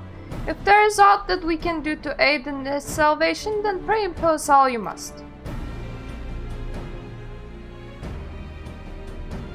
Yay, imposition! You are true friends. Shall we be about our task then? We have no way of knowing when Nidhogg's shades will strike, and we must assume that the time is not our ally. Indeed, with that in mind, I have taken the liberty of dispatching a messenger to inform Mistress Tataru that you will be escorting me to Sohm. I confess I did not provide the exact details of our destination, as they are yet unknown to me. We will summon Helsvigr at Zenith in the churning mists. Ere we begin our ascent, however, I think it is best that we pay a visit to Enix Tribe. You seek an advantage in the coming negotiations? I do. I would consult with Vidofnir. I propose that in part of our concern for her condition. Were she to succumb to her wounds, it would have grave consequences for our alliance. That apart, she may be able to provide insight into her sire's current state of mind.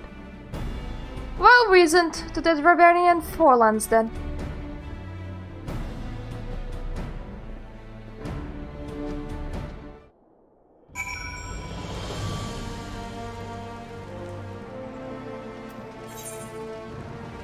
If this was a Lord of the Rings movie, now would be a scene of 20 minutes of walking. But it's not, so we're teleporting instead. Actually, there is like an RPG that I have interest in. I mean, people are saying that it's currently broken, but I can't help but feel attracted to it. But at the same time, I can't really afford it right now anyway. So like, I'm looking at the development timeline for Outward and when they're gonna fix their missing items. But it is a very brutal RPG that apparently involves a lot of traveling on foot very slowly and a lot of grinding, and yet strangely I really want to beat it. Could have flown. Forgot that cats can fly.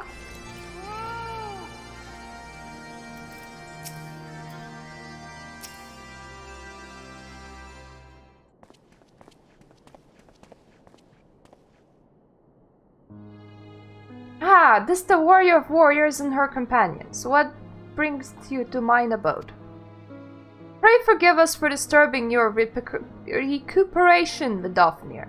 I hope your wound does not pain you overmuch. Didst thou imagine me close to death? The trust was deep, but not mortal. I will heal in time. Oh, glad I am to hear it. Ah! Cat! Meow! And we failed in our duty of protection. On behalf of Ishgard, I apologize unreservedly. I am a dragon full grown, and though thou'st to protect me, mortal, I was tempered by the fires of battle ere the great grandsire learned to crawl. Thy words do remind me of a knight who I called friend some 1,000 years past. He swore to defend me from harm and hardship. Would that we could return to the era of peace, where man and dragon knew such comradeship. Would that our very efforts to do so were not undone by ancient rancor. For a truth, there can be no peace while Nidhogg's shade yet lingereth. That much is plain, yet we lack the strength to banish him. Thus do we make for some eye to bequeath the aid of your sire once more. Folly, thou knowest as well as I how he will answer. Prince Vigor's heart remains unchanged then, a pity. But if it is folly to hope, I am content to die a fool. As hath ever been the way with thy kind. Go then, but be warned, the Shade's presence hath driven its minions to frenzy. Thank you, Vidofnir, we shall disturb your rest no longer.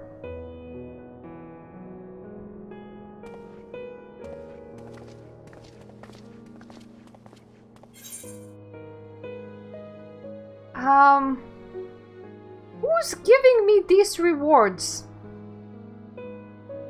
That would be my first question. I'll take that. Thanks.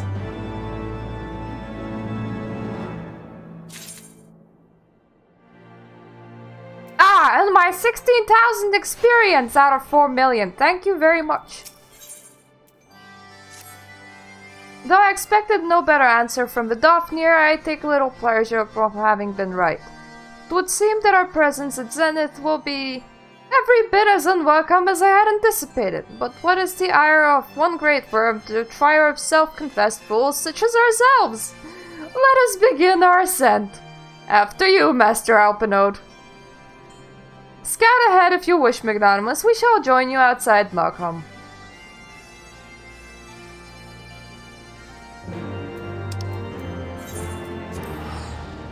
The great powers of teleportation are upon me.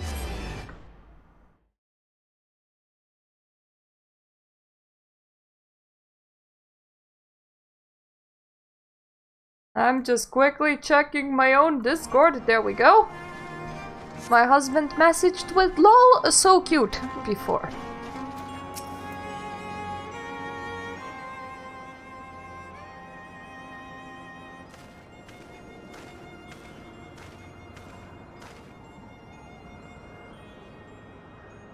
I have heard tales of the world above the clouds, but never did I dream.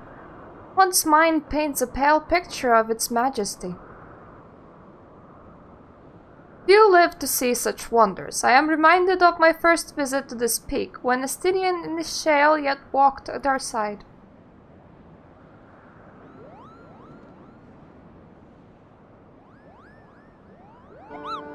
Kupopo? Is that you, Magnanimous?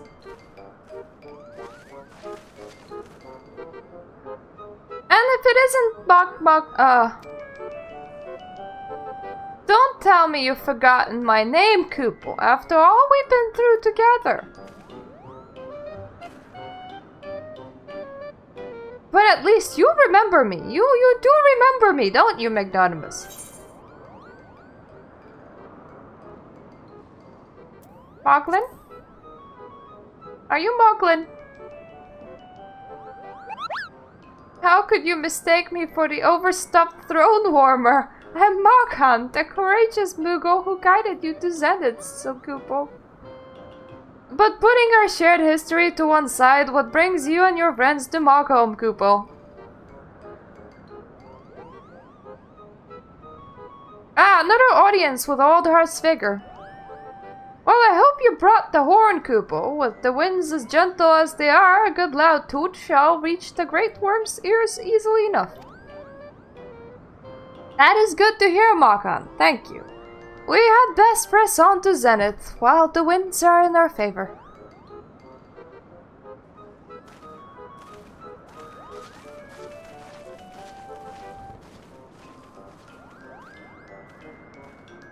It doesn't help that I made the exact same mistake twice. Now that was unexpected, Kupo. Chief Brooklyn will want to hear about this.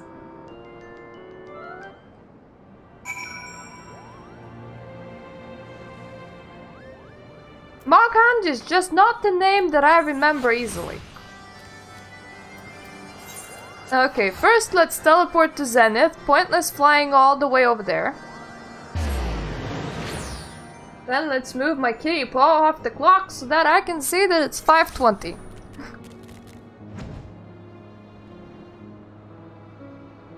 I tend to stop streaming at about 6 because then I start making my husband's dinner.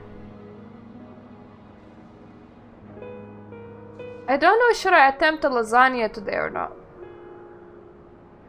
I'm tempted to.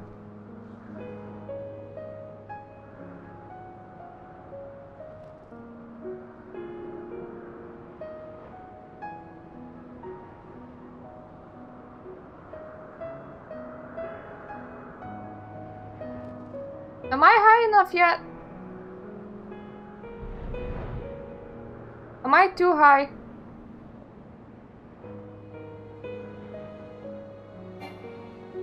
Yeah, I am too high.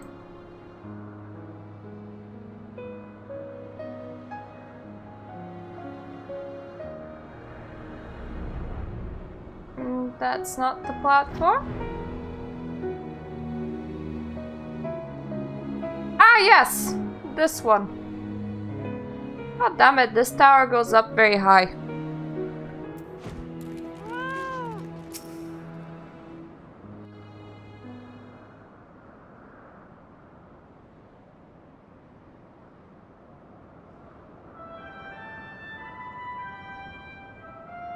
I do always like that sound. Such a nice sound. So pretty.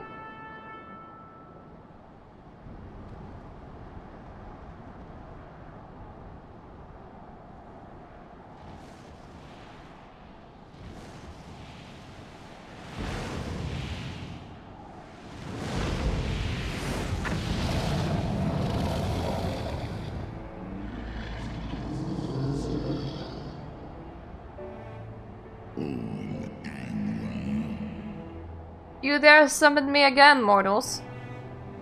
Great Hraesvelga, 'tis not lightly that we beg this audience. Pray hearken to our words, for they concern the future of man and dragon both.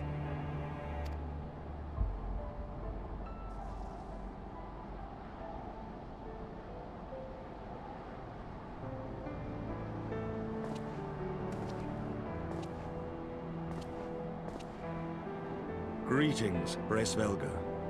I am Emmerich de Burrell, acting ruler of the nation of Ishgard. I am come before you to parley on behalf of my people.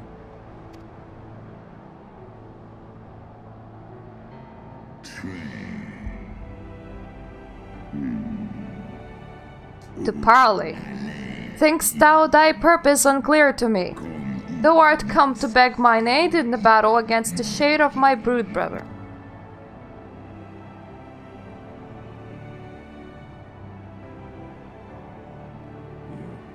You foresaw mine intent.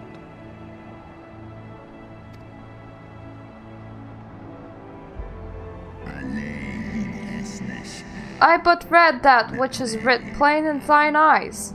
Would that thou had wit enough to scry the answer in mine. My beloved Shiva did once build a bridge twixt man and dragon, a bridge which thy treacherous forefathers saw fit to tear down, as thou well knowest. Thinkst thou Nidhogg was alone in despairing at the murder of our brood sister? Thinkst thou mine own soul did not cry out for vengeance?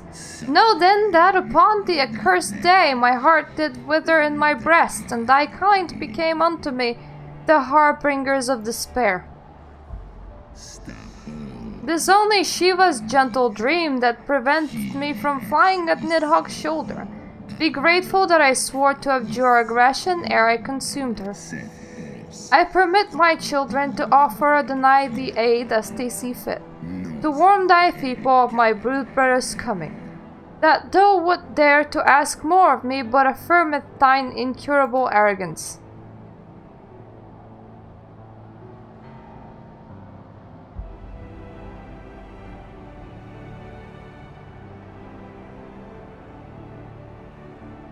We understand that in your despair at man's betrayal, you seek only the refuge of solitude.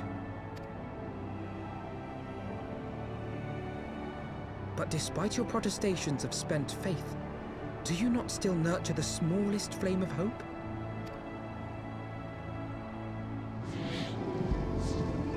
No, Tien!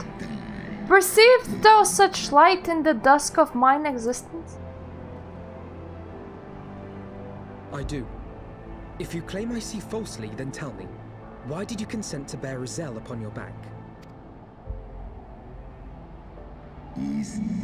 Eorzea, piteous deluded Eorzea. The child did lament her past sins and sought to balance the scales with the remaining days. It was her unquenchable passion, so like that of my beloved, which did spur me into the flight. And for mine own part, I would countenance no longer the hands of evil men to use my brood brother's eye for ill. So you do distinguish between those who acknowledge and repent their sins and those who perpetuate them. Interesting. Interesting! Like, this fact requires research. Peculiar. You have a moral code. Not, in fact, lost faith in mankind as a whole. Rather, you weigh our respective merits by how we allow the past to influence our future.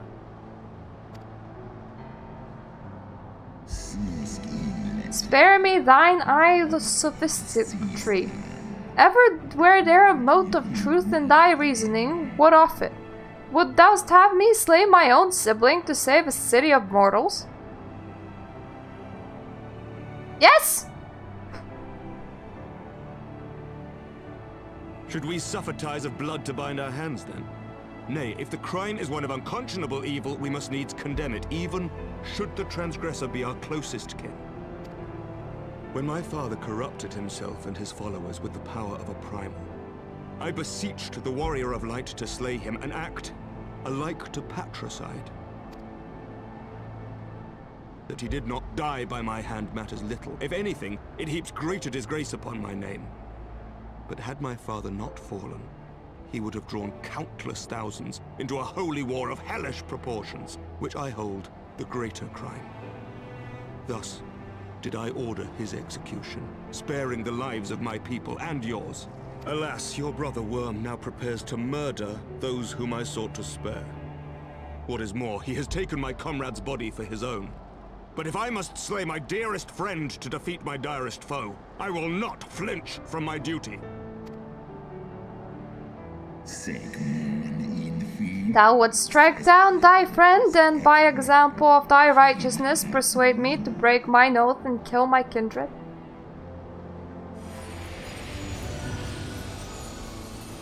Oh, hi, Midgard Zomir!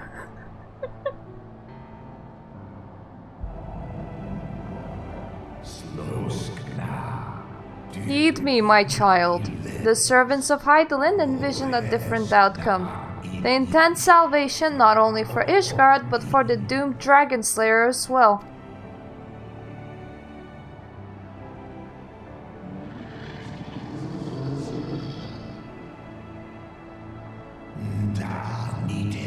Believest thou the shade to be Nidhogg returned?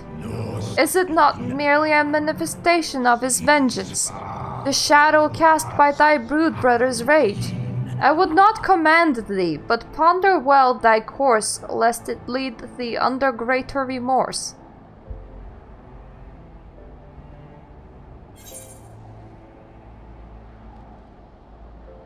Help us save our companion!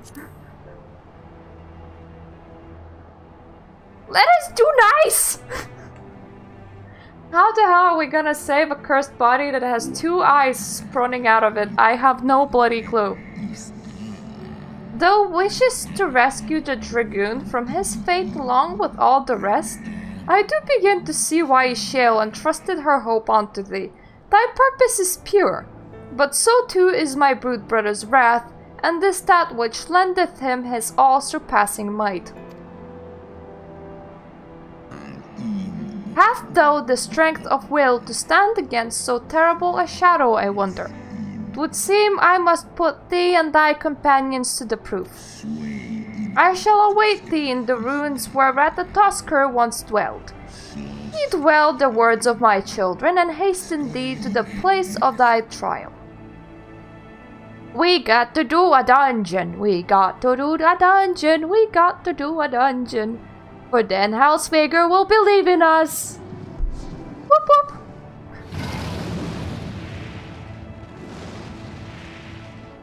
Goodbye, Great Worm.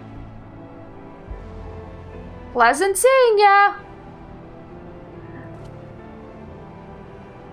I'll be there shortly. On my tiny human legs, let me.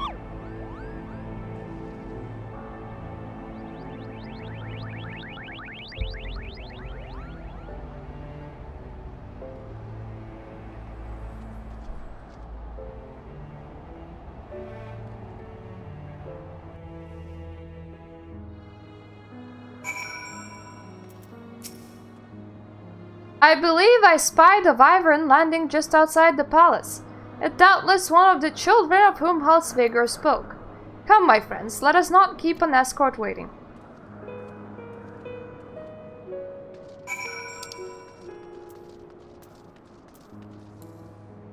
Is it down there?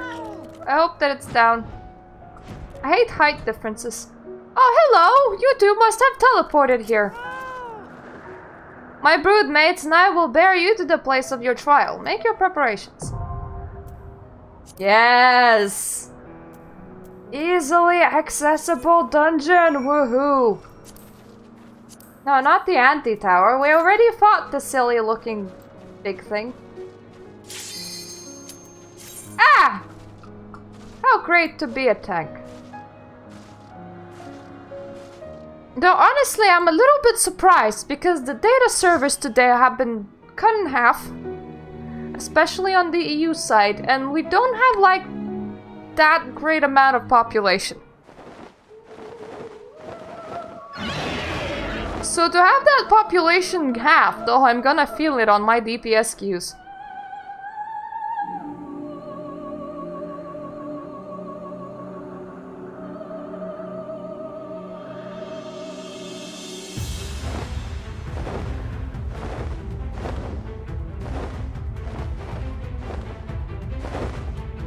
I feel like those dragons are like, you two come over here and watch.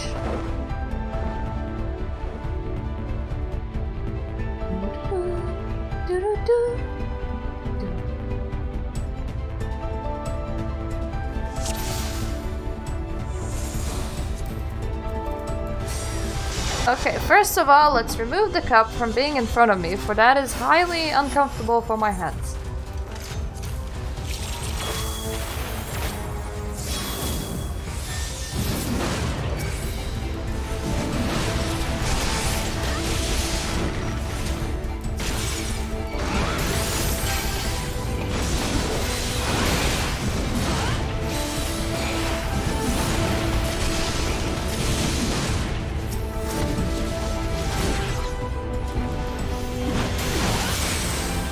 I do like it when it's literal slabs of stone that are guarding the entrances.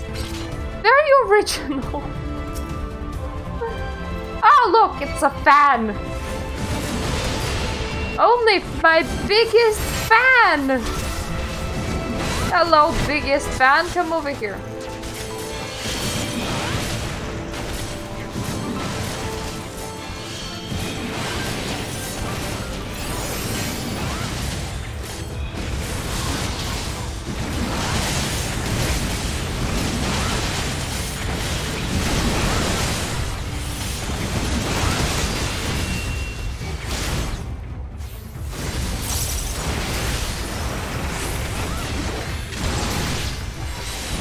Unfortunately, I'm kinda out of TP.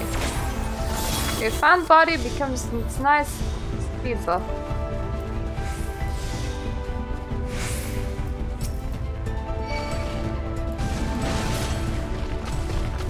Come here.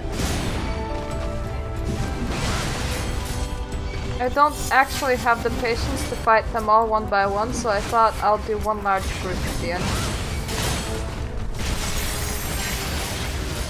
Hope that everyone's more or less okay with that. It should for the most part be, I mean... I am fairly hard to kill and everything.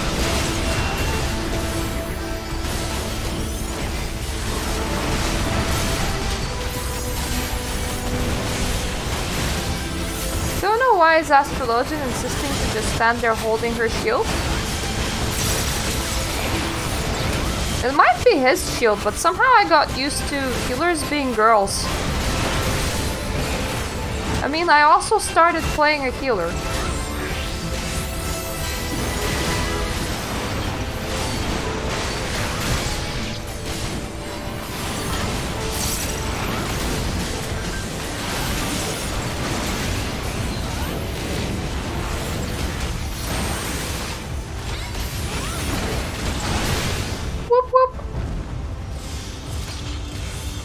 Hasty time.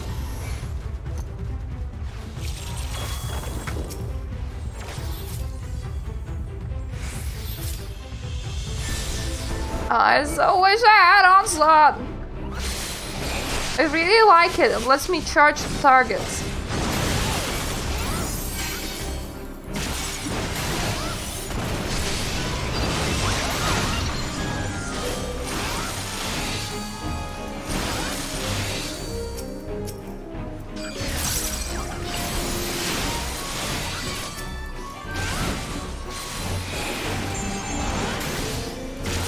The whole idea of this fight is to like push them out of revival circles.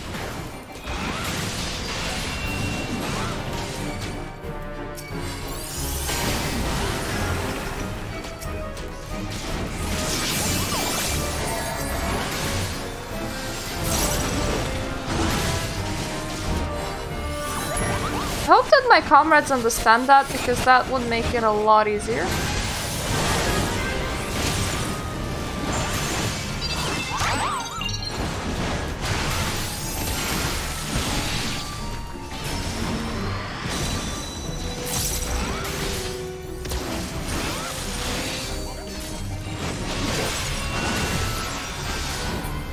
There we go. Koopa Koopa is dead. Koopa Koopa. Well, not dead. He's kind of down for the count. I know that that is a very weird way to describe it, but essentially he was like, I yield. We're not that mean that we would kill Moogles.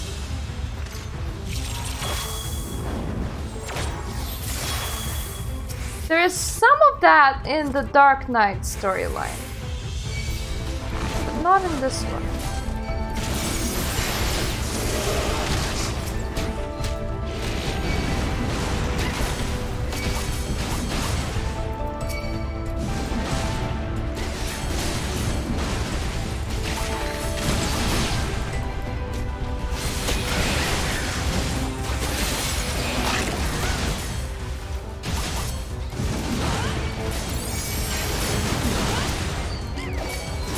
Come here, little birdies.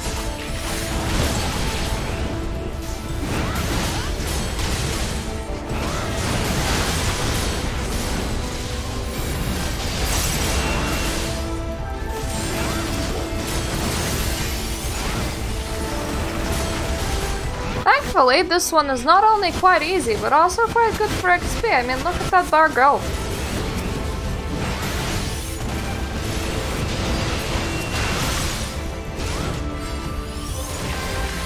We may even reach a nice mature level of 61 before we hit the level range. Go to the expansion. That's gonna be a bit odd. Okay, I just happen to be like really low on TP, so I ain't going anywhere for quite a while. I am sorry, I ran out of TP.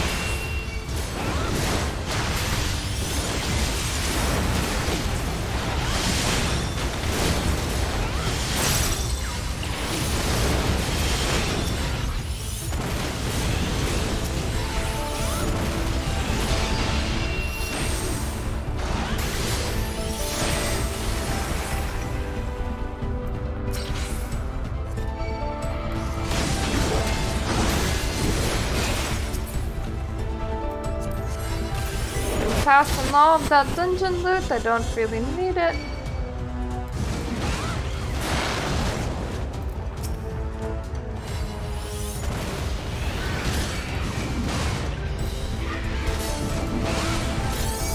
That should be all the enemies till the second boss. Which is a very nice horsey. When these dungeons were endgame dungeons, I must admit I was quite enjoying them.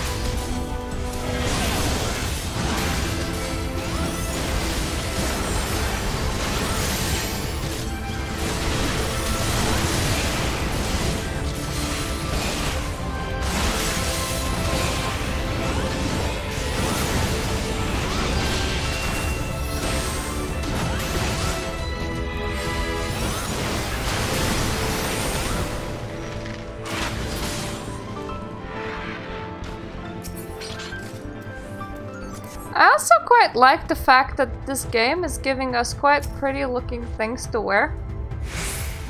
Just through the storyline. On main character I don't get that because I am at endgame, so the game doesn't see the reason to try and catch me up. I'm just hoping that the expansion, they're gonna expand their glamour. Because I am sort of running out of space, and if I'm gonna have all the classes leveled, then that's gonna be a bit of an issue.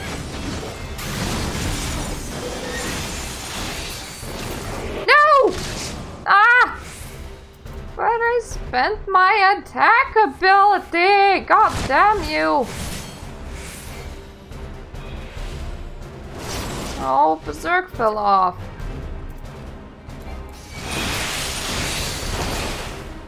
Well, I don't get to Berserk anymore. Damn you, horsey.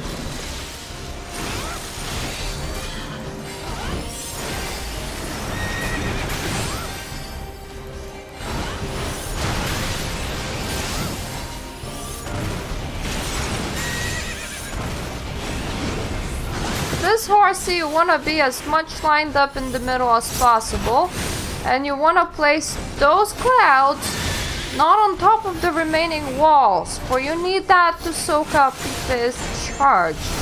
You don't have that, then you're either gonna fly into the electrified water, which isn't very fun, or well, he's collecting vulnerability stacks, that's also not very fun. Or you're just gonna be like launched into the a high place. Let's just call it that. You're not gonna die, but he's gonna inflict quite a bit of damage. Which, if you're like that bard, have 4 vulnerability stacks, you might just actually die.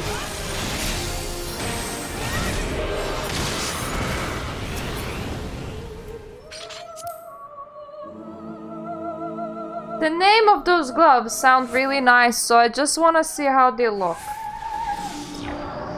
The Prophet's arm wraps. Yeah, they don't look too bad.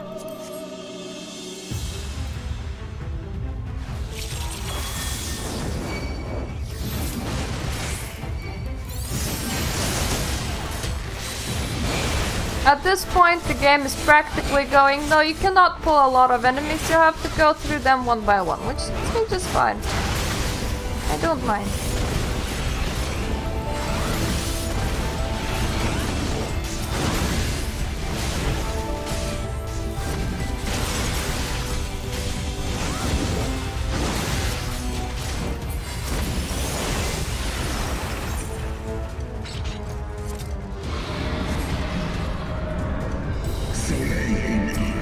Thou hast weathered my trial thus far.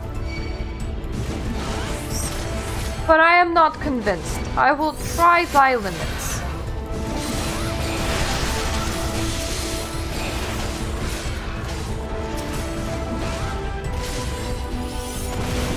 Essentially, the next boss is likely Hausveger himself.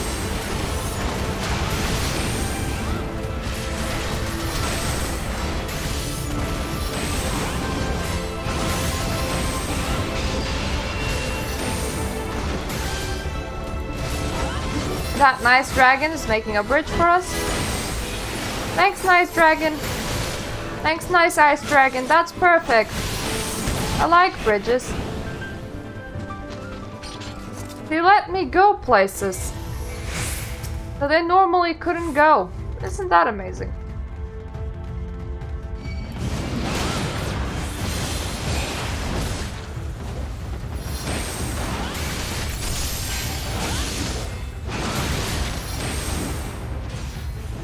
No need to rush anywhere, for we just cannot.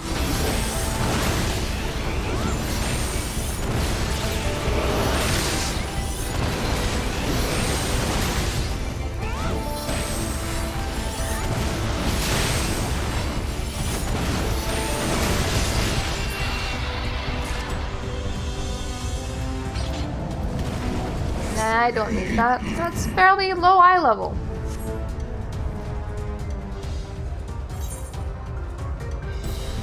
And here's the boss.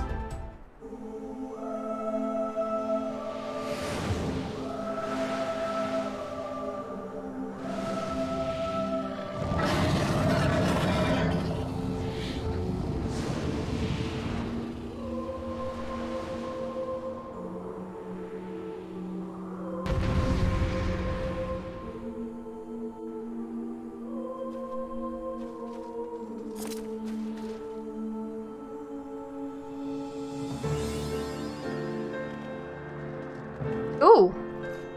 More than one person is new to this duty. Kinda expected it to be just me, but apparently it isn't.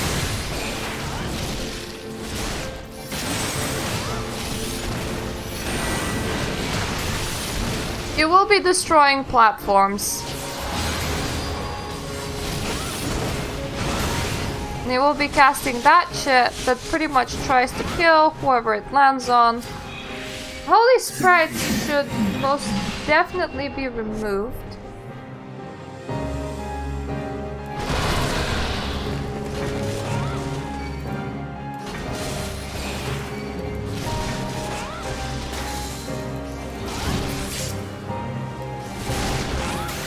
Unless you fancy standing and freezing. Then you know, dude, you do you. Not gonna tell you that you're wrong.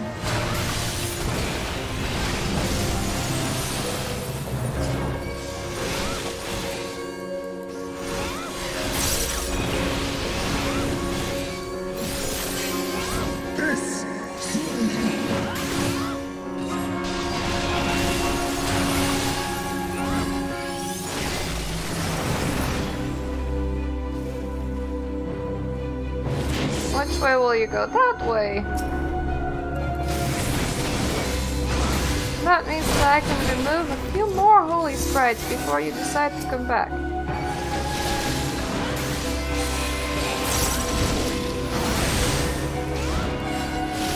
Bard, I highly do not recommend standing with the tank. This is not how this game works. It is a very bad idea in general.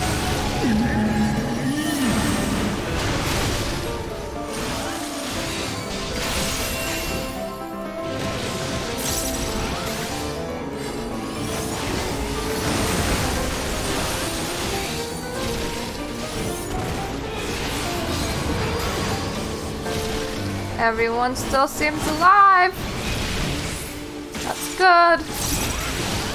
Parties don't always stay alive. Like non-player controllable characters, players have all the ability in the world to act really dumb. Whoop whoop, level up. I level 61 now. Amazing.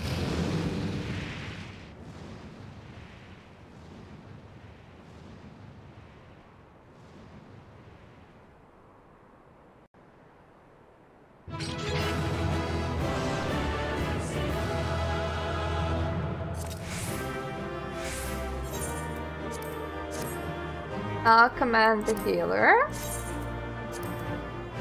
And I'll let you guys have all the loot. Came here just for the story.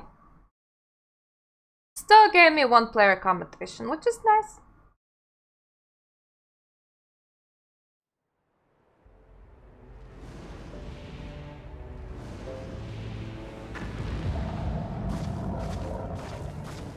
Now will you help us, Mr. Dragon-sama?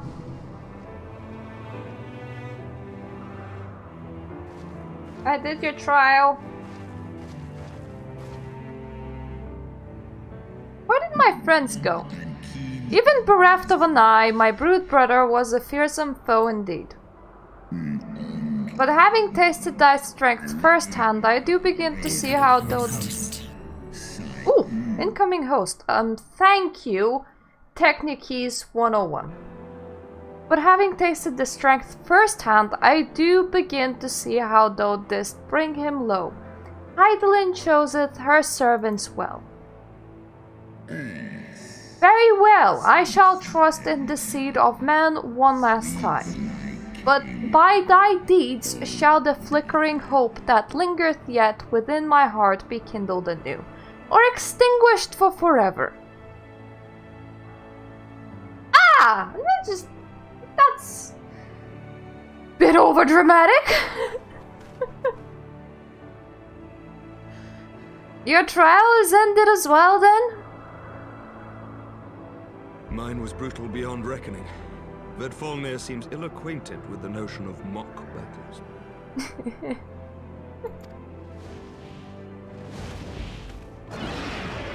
Aww, it's a smaller one.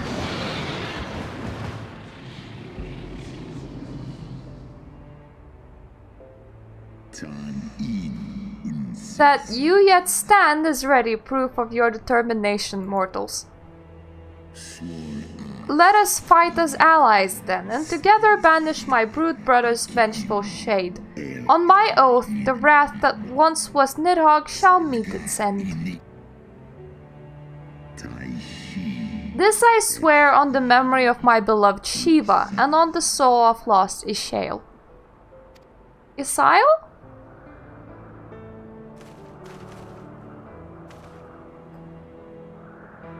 I like to just call her Iceheart because that was a lot easier to pronounce.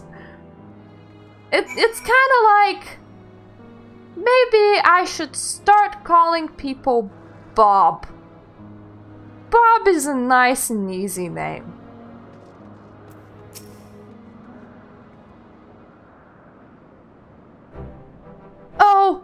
Oh my poor ribs. Halsvegar saw fit to pair me with Vidofnir, but her ferocity was such that I began to wonder if I hadn't simply imagined her injury.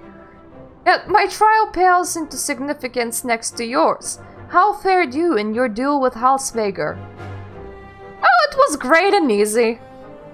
I take from this that your battle was rather more involved than my own.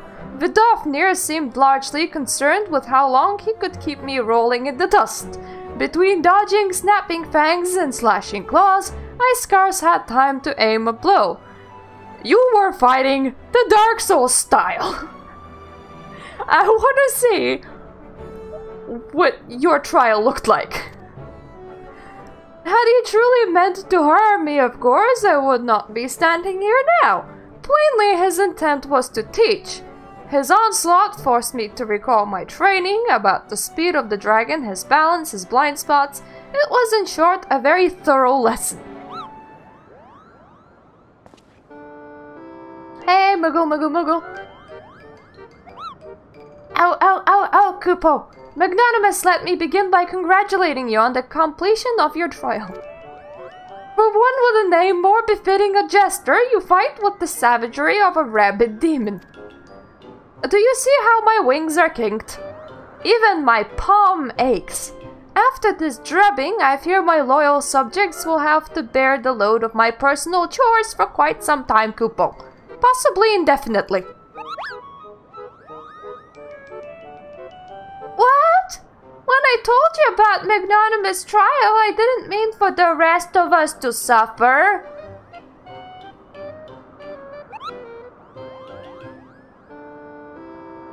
That's triple shifts for you, Morkan. Triple?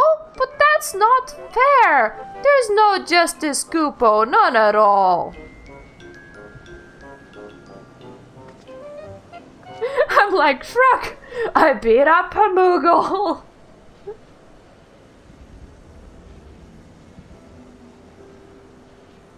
Our negotiations proved rather more strenuous than I had anticipated, but the results seem well worth the effort. I'm glad to hear that. Hard one. Thank you, my friends.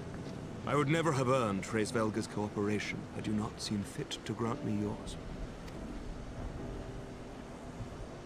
'Twas your stalwart heroism that moved the heart of the Great Worm at the last.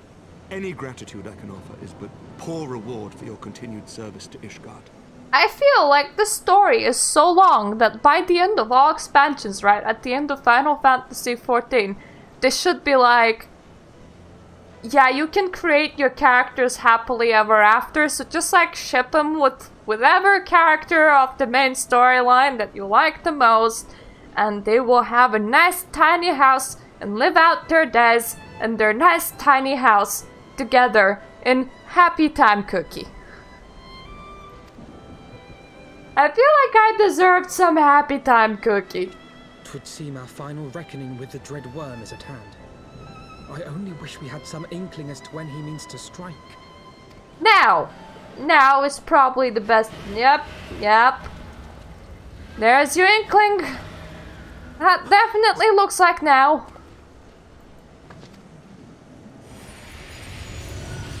When the sky goes bad. Yeah, yeah. That's now. Is coming. Nidal's shade has taken wing. It has begun. We must away to Ishgard. We must away! Immediately!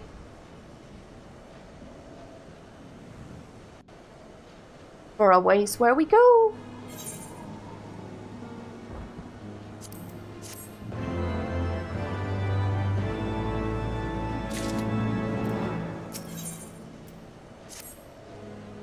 Ishgard will not last long against Nidhogg and his horde. We must away. We must away! We must indeed away! And away is what we must.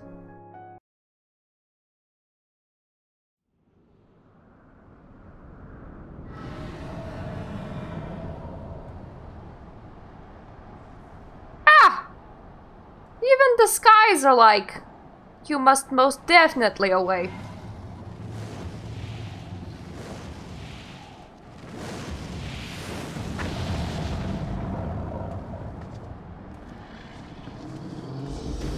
House Faker's all like, piggyback ride has arrived.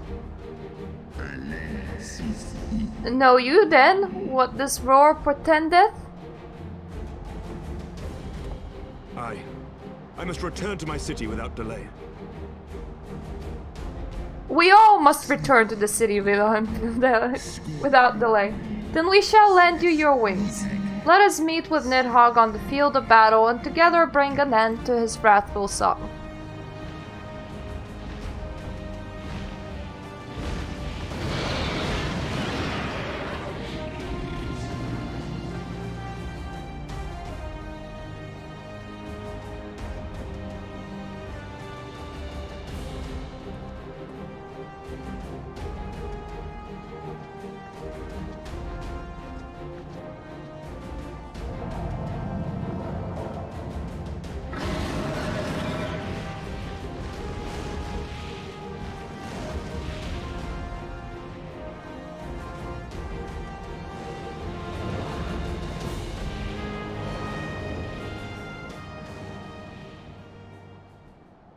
Ishgard will be impressed. Ishgard will remember this. Yeah, just like casually fly in on the backs of dragons, like this is normal.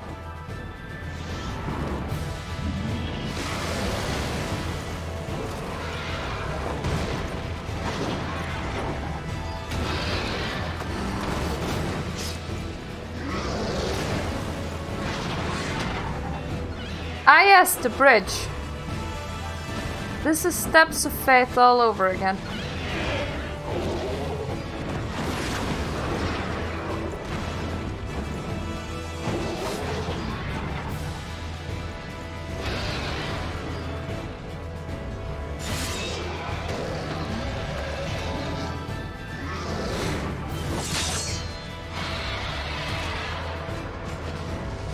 Remember your training!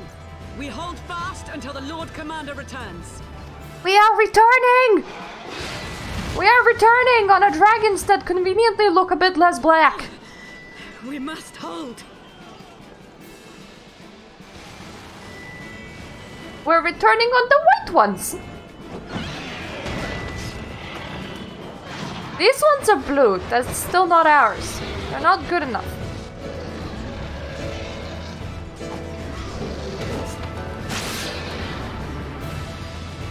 You see, coloration totally indicates evil.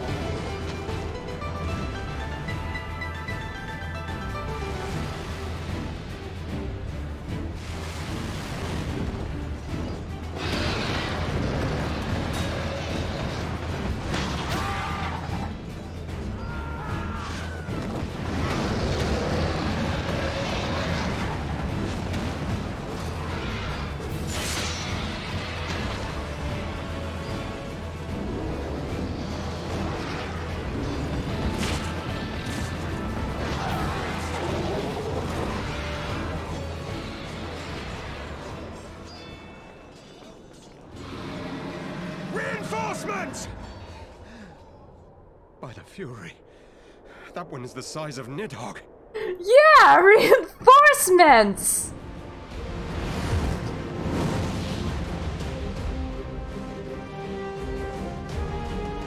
I am surprised that you recognized us. I suppose we did share our plan, right?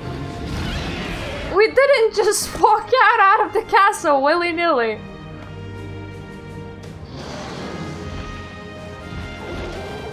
Lord Commander! Lord Commander, the dragons are back. You are late, Warrior of Light. Sorry! Took us a while.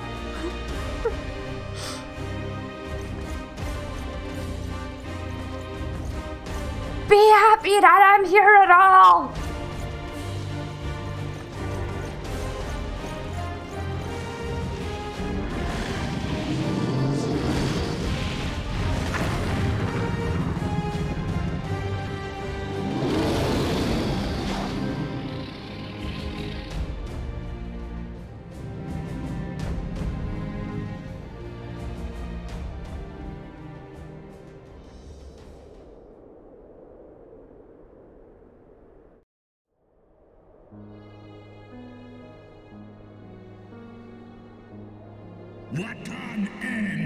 Wherefore stands thou with this vermin, brother? Abandon this war, shade. The suffering thou sowest served no end. The traitor's progeny has learned of their forefathers' betrayal, and seek now to make amends with our kind.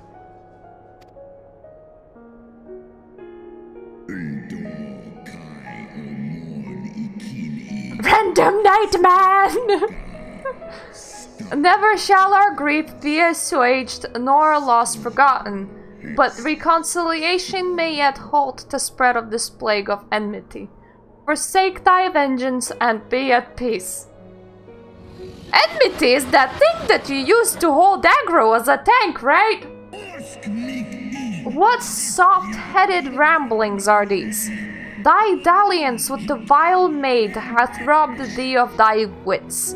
Mayhap her cloying perfume hath made thee forget the stench of our brood sister's lifeblood. You bathed in it, I will remember it every time when I smell you. Thou dared speak thus of my beloved? Ah, so the flames of rage may yet be kindled. I fear thy heart's fire has long since gone out. But waste not thy fury on words, brother. Thou shalt have need of it for the battle.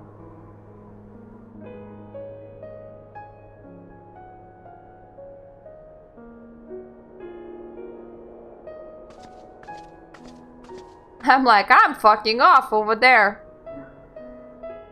Thank you, Technikies. I'm gonna be ending the stream sometime soon because I have like dinner to make and stuff. So it will be a bit of a cliffhanger.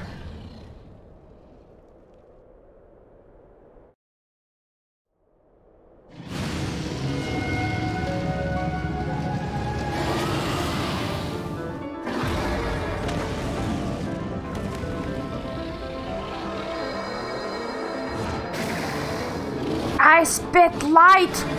Balls of light!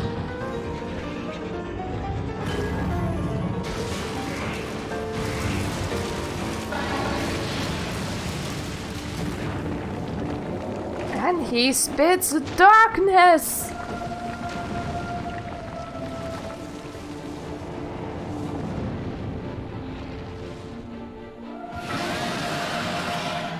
And he throws towers with his darkness.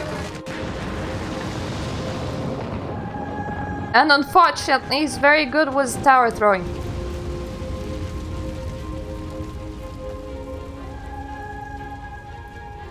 I don't know what was the intent, to cut people off, or was the intent to smack the white dragon? I'm gonna guess bit of both.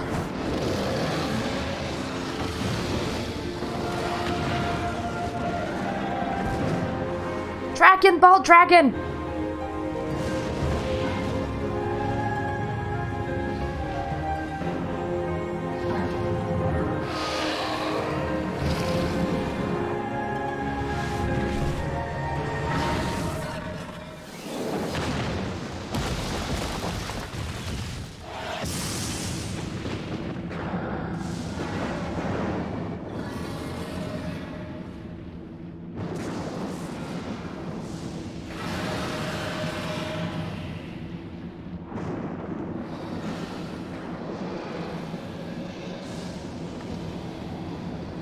They made the sky all pretty. It looks really goddamn legendary.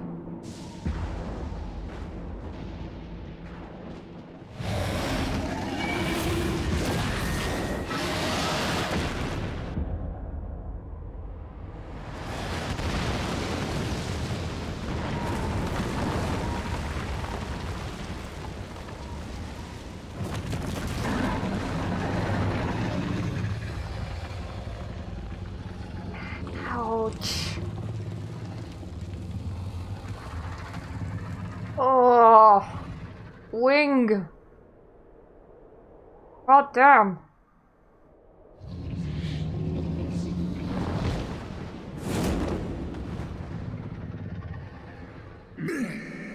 Gah.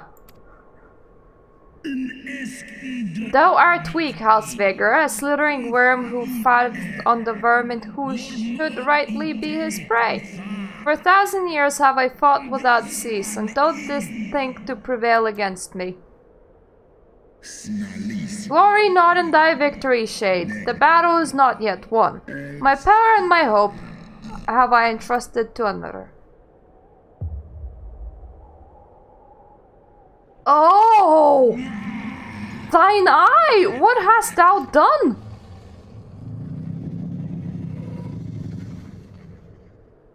Oh. Oh. That's a bit gross, man, but okay. I don't want to absorb your eye. That is yours to have. Fool, thou wilt trust a mortal with thy strength?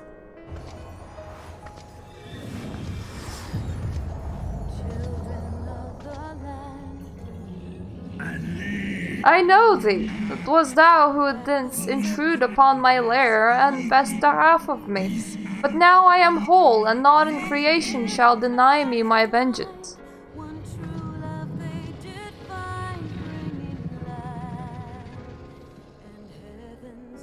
That song. The Dragon Song War. I mean, the Dragon War song. The Dragon Song War sounds like a great battle of the bards.